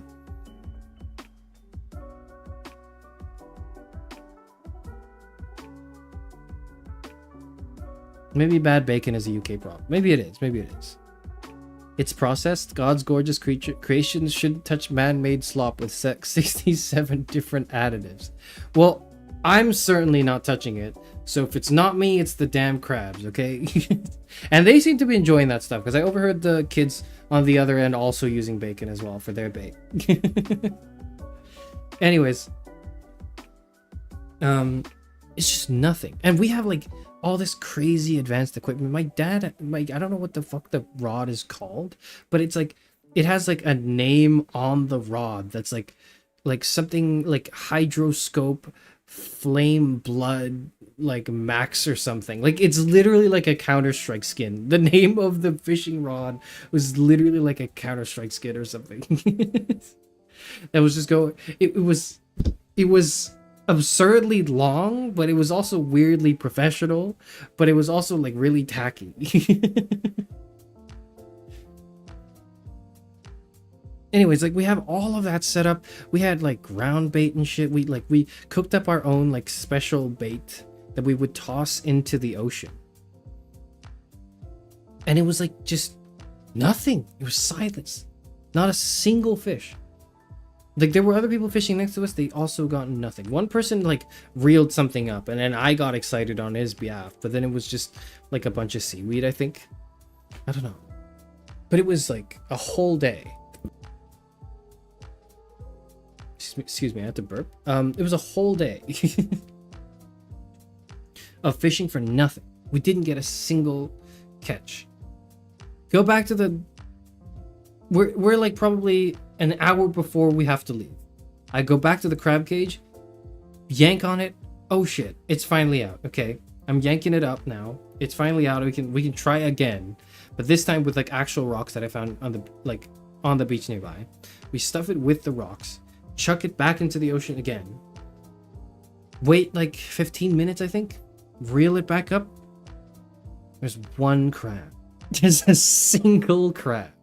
There is one I don't think I've seen a movie crab. where PPL go fishing expecting to catch something beforehand.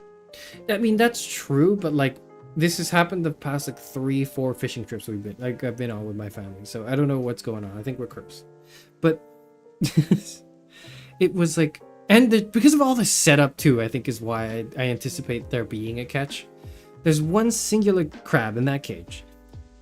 The size of like, what is it the size of?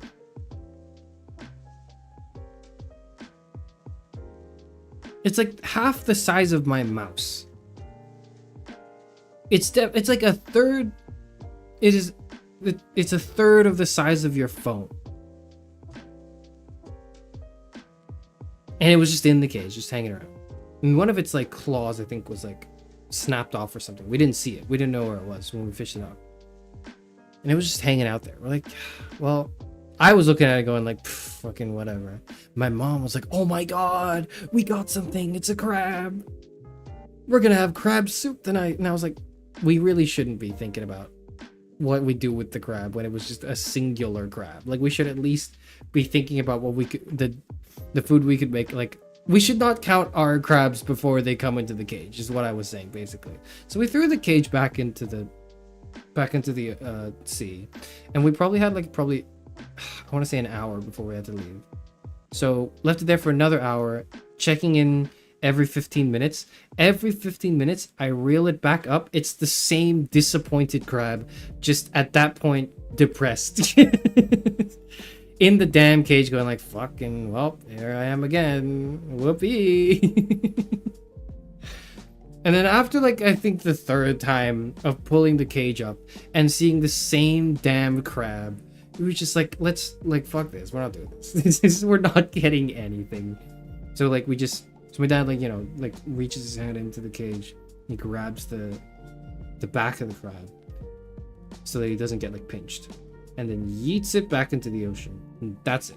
And that was our whole trip. Or at least that was everything we caught. And then we like, then we drove home, hungry and disappointed. And then we got McDonald's. That was kind of the extent of it.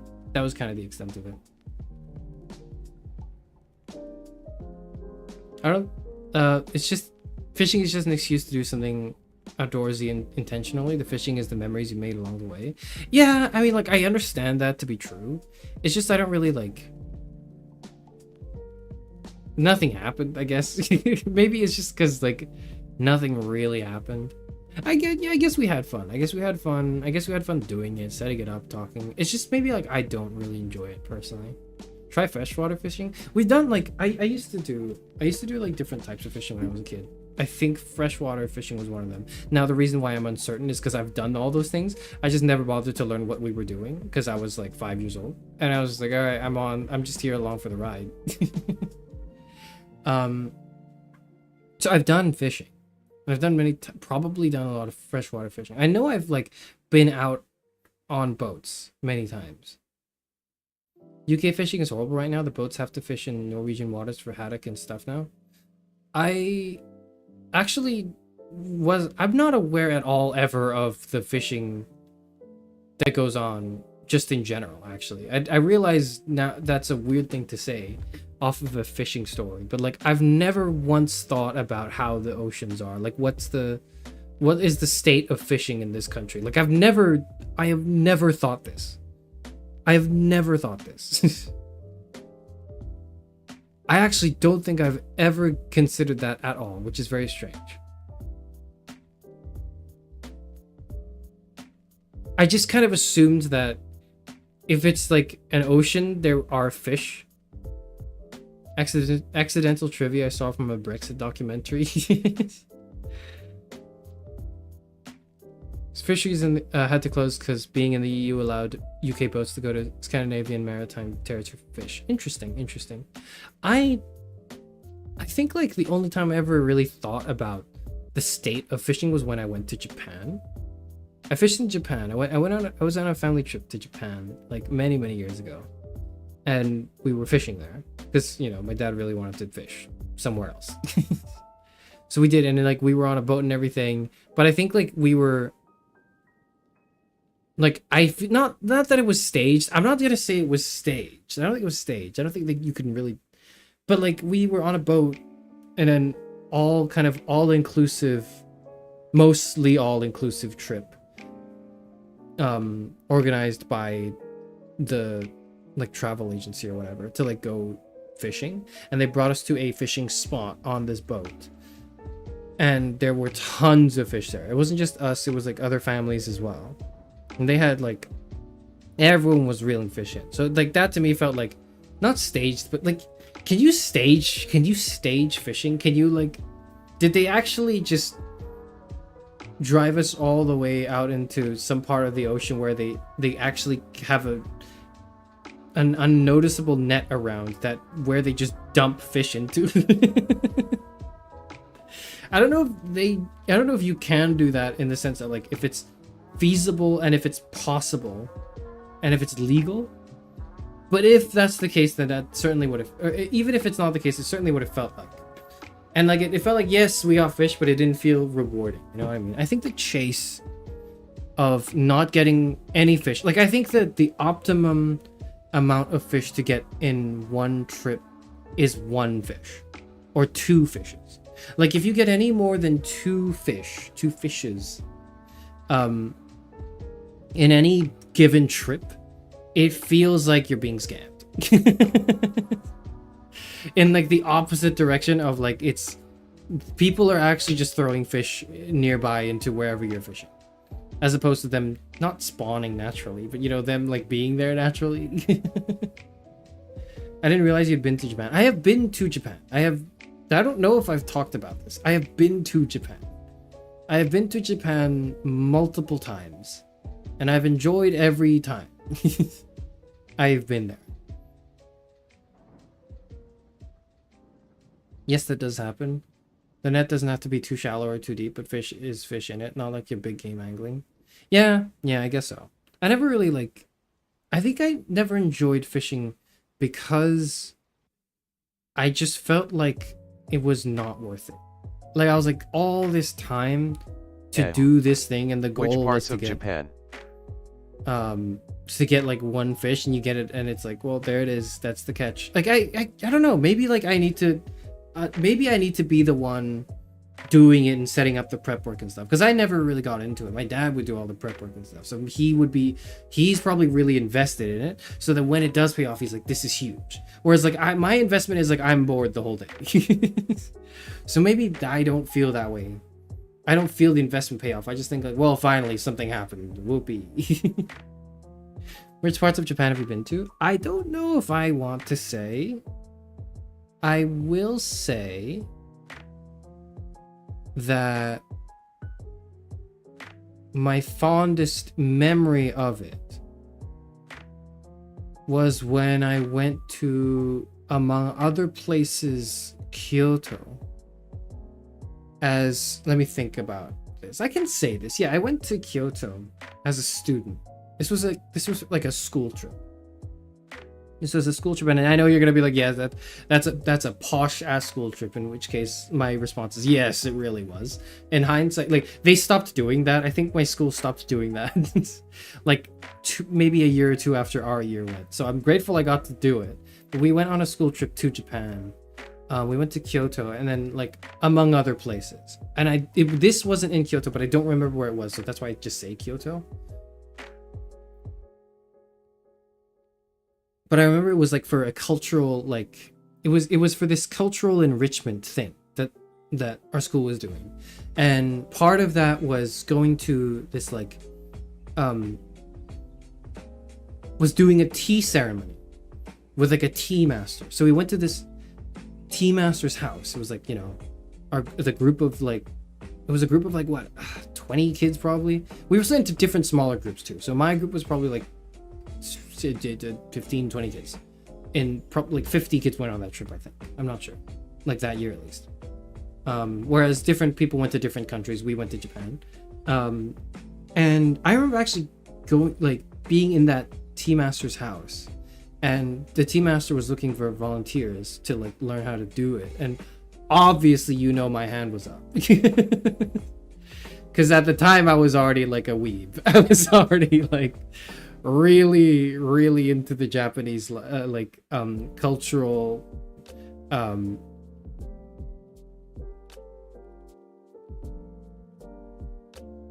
just culture. So I put my hand up and really, you know, I remember doing it with one of my friends who was also like a weeb. But the tea master, he was essentially like, you know, just kind of guiding me, and he was speaking in Japanese, so there was somebody else translating.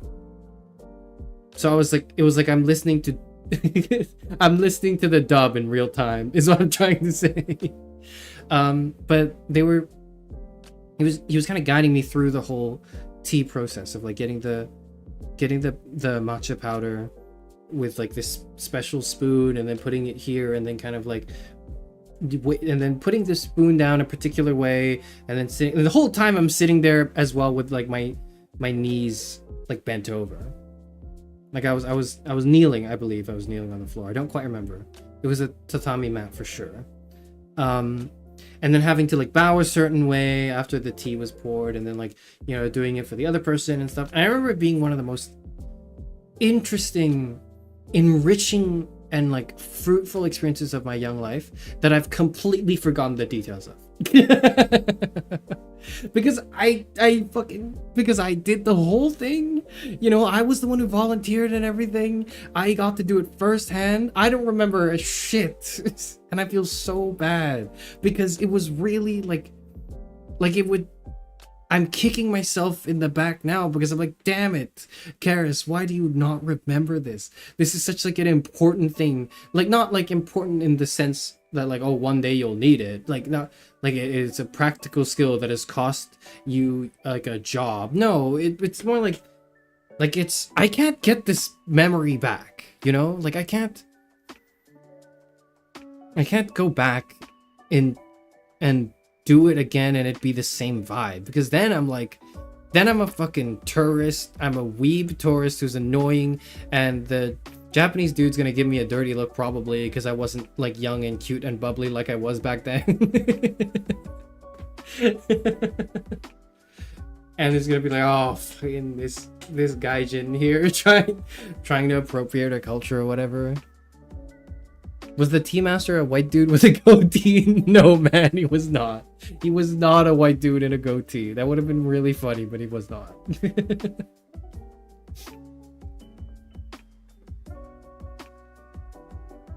I was refraining from calling you a weeb, and now I regret it because you beat me to it.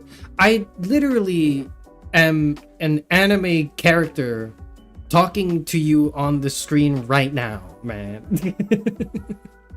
I'm not like a normal person. Like, normal is really doing a lot of heavy lifting here. Like, when I say normal, I mean, like, I'm not the average degenerate on twitch.tv who clicks their live cam on and just plays Marvel Rivals or Apex Legends, okay? I literally went out of my way to get one of my friends to, like, custom make an entire, like, facsimile. It's this fictional representation of, loosely based on who I am and how I look as a person, in order to present myself online as a completely fabricated name and identity so I can look like an attractive anime guy, okay?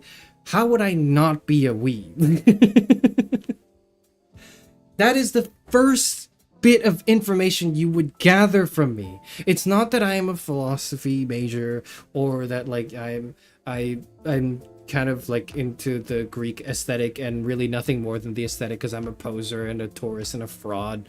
But, like, I'm literally LARPing as an anime character. I'm not like those other streamers. I'm worse. I'm significantly, like, less normal. I'm significantly less socially acceptable. Like, you would, I think for some people, if you had me on your screen and you're like, you know, a friend or family member walked in to you watching me, it would be significantly easier to explain pornography, okay, than it is to explain watching this. Like, what the fuck is this? Do you not, how is this not weird to you? You've gotten used to the weirdness. That is the only explanation. I am an anime character. Didn't you say you watched like 5 animes and even less movies? I've watched, like, no, I've talked about, I've given you a list of my top 5 in my debut, I think, okay? You know what, okay, you want to know how I'm going to renew my, like, weeb pass right now? I'm going to tell you that I will just tell my parents that you are a very smart cookie and make me thinky winky.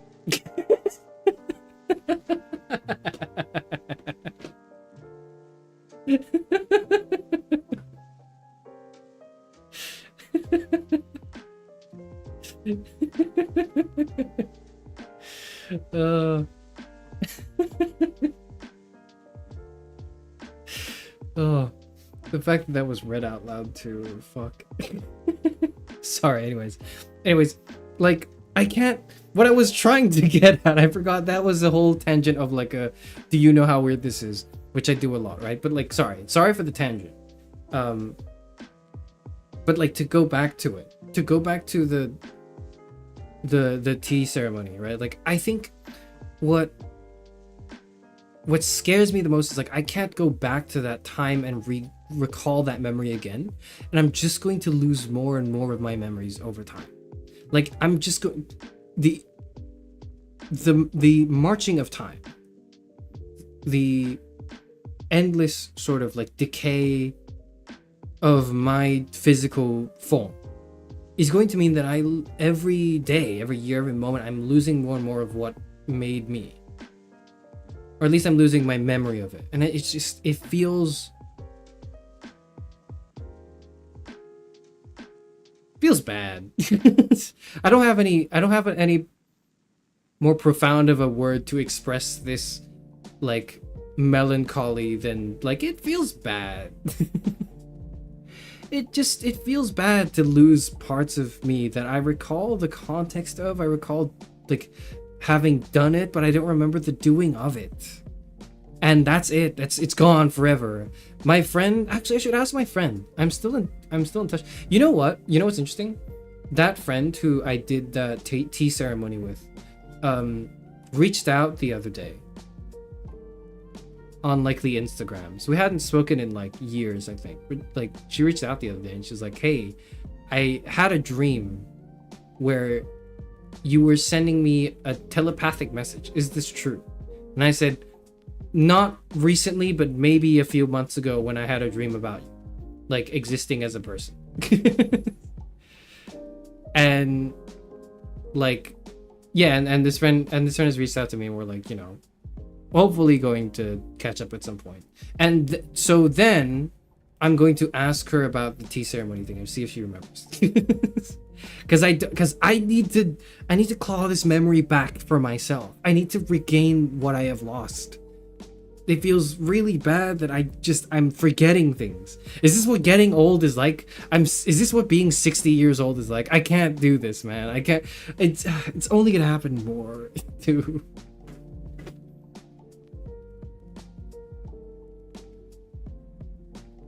You need to intersperse porn throughout the stream to maintain some plausible deniability. No, I do not. You need to do that. That's your job. That is your job if you want something to explain. If you want, or maybe if you don't want to do as much explaining. I don't have to do that. I'm just the one speaking into the microphone, okay? Speaking of philosophy VTubers, Axe is having anniversary stream in a few in case you want to say hi. I know Axe is streaming in a few minutes. I've kind of been streaming for this long because I want to raid into him. Like, I know he's streaming and I want to raid into him, and that's why I've been streaming for probably an hour longer than I want to, because I've realized that I can't stream as long as I used to. I don't know why. I'm just like, I can't do it. I'm not as good about it as I once was, perhaps.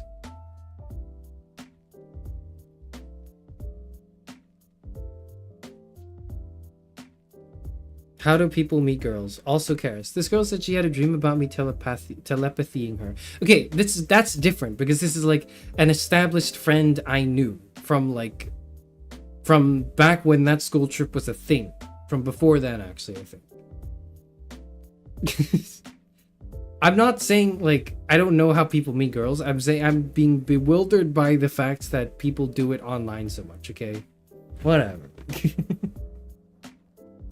You should add to your lore that apparently you telepathically send messages to your friends like The Shining.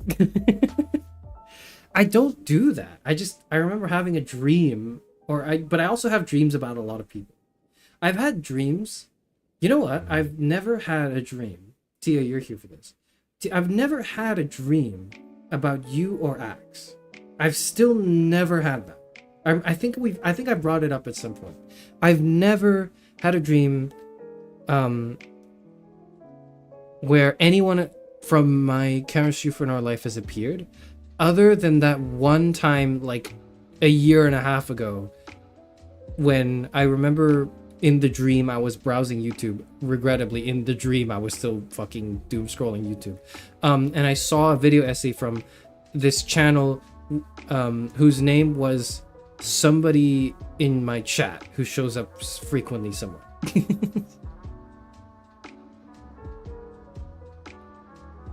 Other than that, I've not had a dream about anyone here. I had a dream about meeting Z the night before meeting Z, and it was such a wildly different dream. Actually, it wasn't that different. It was about the same, but it was like I imagined. I don't know what I don't actually remember what the dream was. I just remember I had a dream about meeting Z, and then I went and actually met Z, and I was like, wait, this is not like the dream at all. This is better than what happened in the dream, actually. This is nice.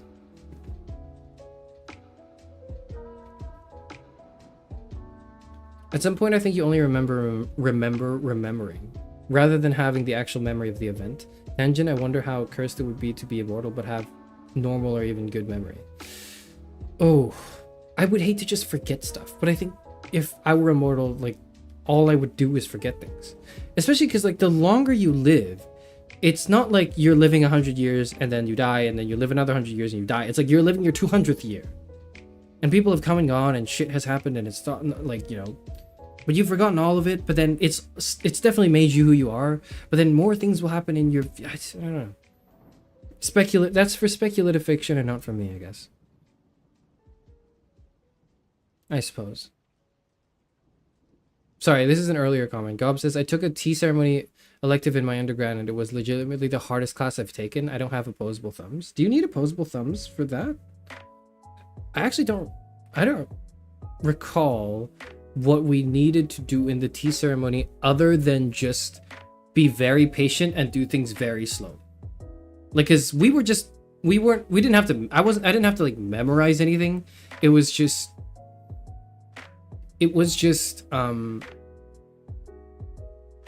doing what I was told to do. And they were like, okay, now put the spoon like that. And I went, okay, I put it that way. And then they would go, now bow to this person. I would bow. And then, you know, that would just be it. It wasn't a test or anything. It was just fun. You didn't fold the hanky? Shit was impossible, dog. Oh yeah, I think I remembered folding like a handkerchief. Yeah, but definitely, yes. I definitely folded a handkerchief. Okay, I have opposable thumbs. I guess it worked out for me. I can fold things.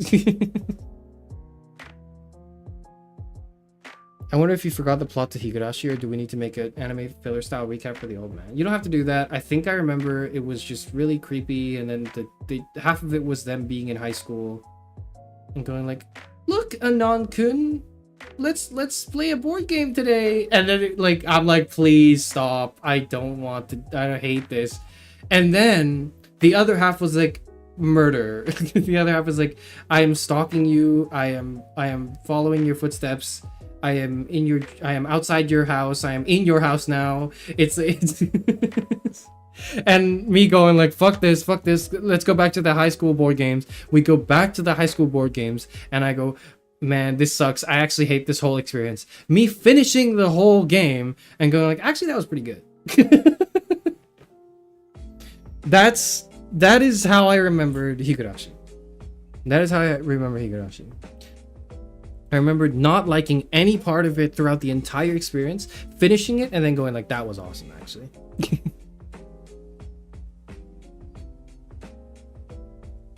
I would take immortality with no question, but there would definitely be drawbacks. Also, I will assume from this point on you had a dream about me. I don't have dreams about people specifically. Like maybe at most I would have a dream about your username, but I did not. I think when I did not have a dream about your username. So forget it. Anyways, like I fear losing what little I have left of the past, I suppose. And I will only lose. I wonder if I will forget this. This stream I will probably forget. Look, I'll probably forget this stream. If I'm going to be honest with you, I'll probably forget this stream. I might remember the anecdote, telling the anecdote early on about like the dentist. I'm probably not going to remember the doom posting / thinking about the Kane B video that much. I remember this. I will segment this in my brain as like I told another dentist story. And then that would be it. And I would move on. I would do another stream, and I would do many other streams. I forget stuff I say on stream all the time. You guys keep telling me shit like, oh, you said this like 5 streams ago, or like, you remember that time you mentioned this? And I'd be like, no, did I? The fact that you're bringing this up evidently means I did, but what the fuck? How did you know? And if that's happening to me now, like a year or 2 after I've started streaming, I can only imagine what that would be like in 10 years. Maybe not 10 years, maybe like 5 years. I don't know. I can't be doing this for too long. I won't be doing this for too long. It's very strange. It's very strange. I would also like to hear your thoughts if you ever watched the Backrooms movie. I don't think we're watching the Backrooms. I think we're watching Spider-Man and the Odyssey, because I guess we're just big Tom Holland fans, I guess. Whatever Tom Holland's in, I want to watch. That's me. No, it's not. It just happens to be. It just happened to be the 2 movies that I'm interested in seeing right now, I guess. I don't know if the Backrooms is still airing, but if it is still, we might just catch a showing of the Backrooms as well. I'm not opposed to the Backrooms. I think I'm not opposed to it. Especially, I think what gives a movie extra like kick, not an extra kick, but like an extra like what makes it what's in that Okay, I'm losing my... Look, we're gonna raid the Axis stream in a bit, and I'm gonna be able to stop streaming, finally. But... I think what makes me want to watch a movie or anything more is if it has meme value, and I've been seeing that meme recently of the guy going like, maybe I like it in here. The protagonist of the movie, I think he just going like, maybe I'm enjoying this, maybe I'm actually liking it in here in the back rooms. And I have no idea what the context is for that. I don't know what Have like you the watched scene the new is. Spider-Man? Not yet, Fufu. Hello, Fufu. I have not. Probably good morning as well, Fufu. No, I have not watched the new Spider-Man. I will watch it next week. I'm watching it on like Thursday, I think. I'm going away to watch it, so nobody bother me. Okay. I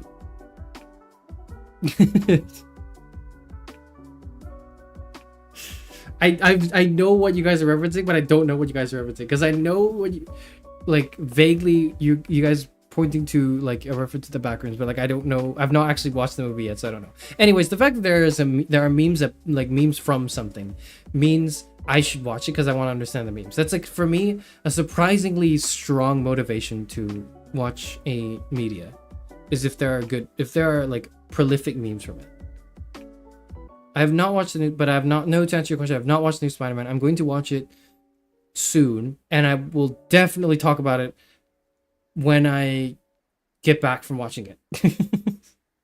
And you all will have to hear me talk about it. You will all listen, or not. You'll just not click off. You'll probably just click off the stream and find, like, and not care for this. It's fine, whatever. I don't mind. It is what it is.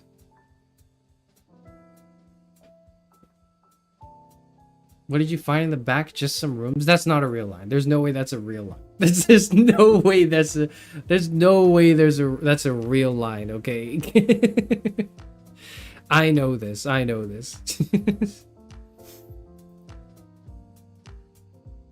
Oh. I'm watching Axis stream like a hawk right now. Picking a time to send you guys over to it. And like, he just, in his starting screen, he like, it was like a split second where it showed his OBS, which is really funny. Well, let us know by doing a short where you voice over the dinner scene that turned into a meme. I don't know. Are you talking about like the backrooms, or are you talking about Spider-Man? I don't know.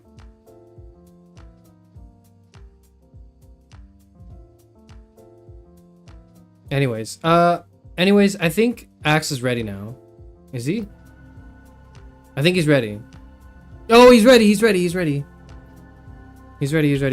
Everyone go watch Axe stream now, or not. You do what you want. https://www.youtube.com/watch?b=6L-xd2view UI.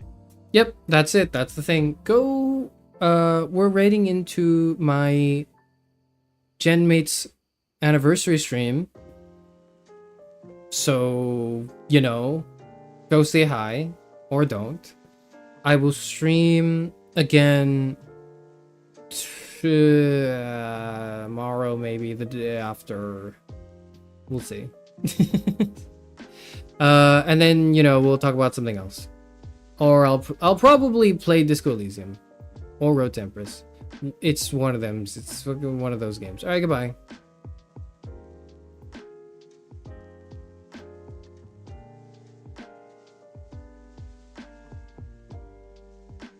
Go watch your stream, go watch your stream, go watch your stream, go watch your stream, go watch your stream.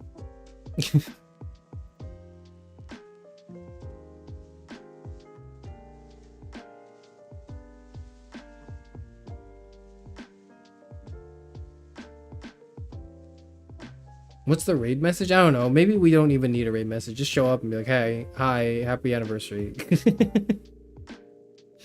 Alright, goodbye.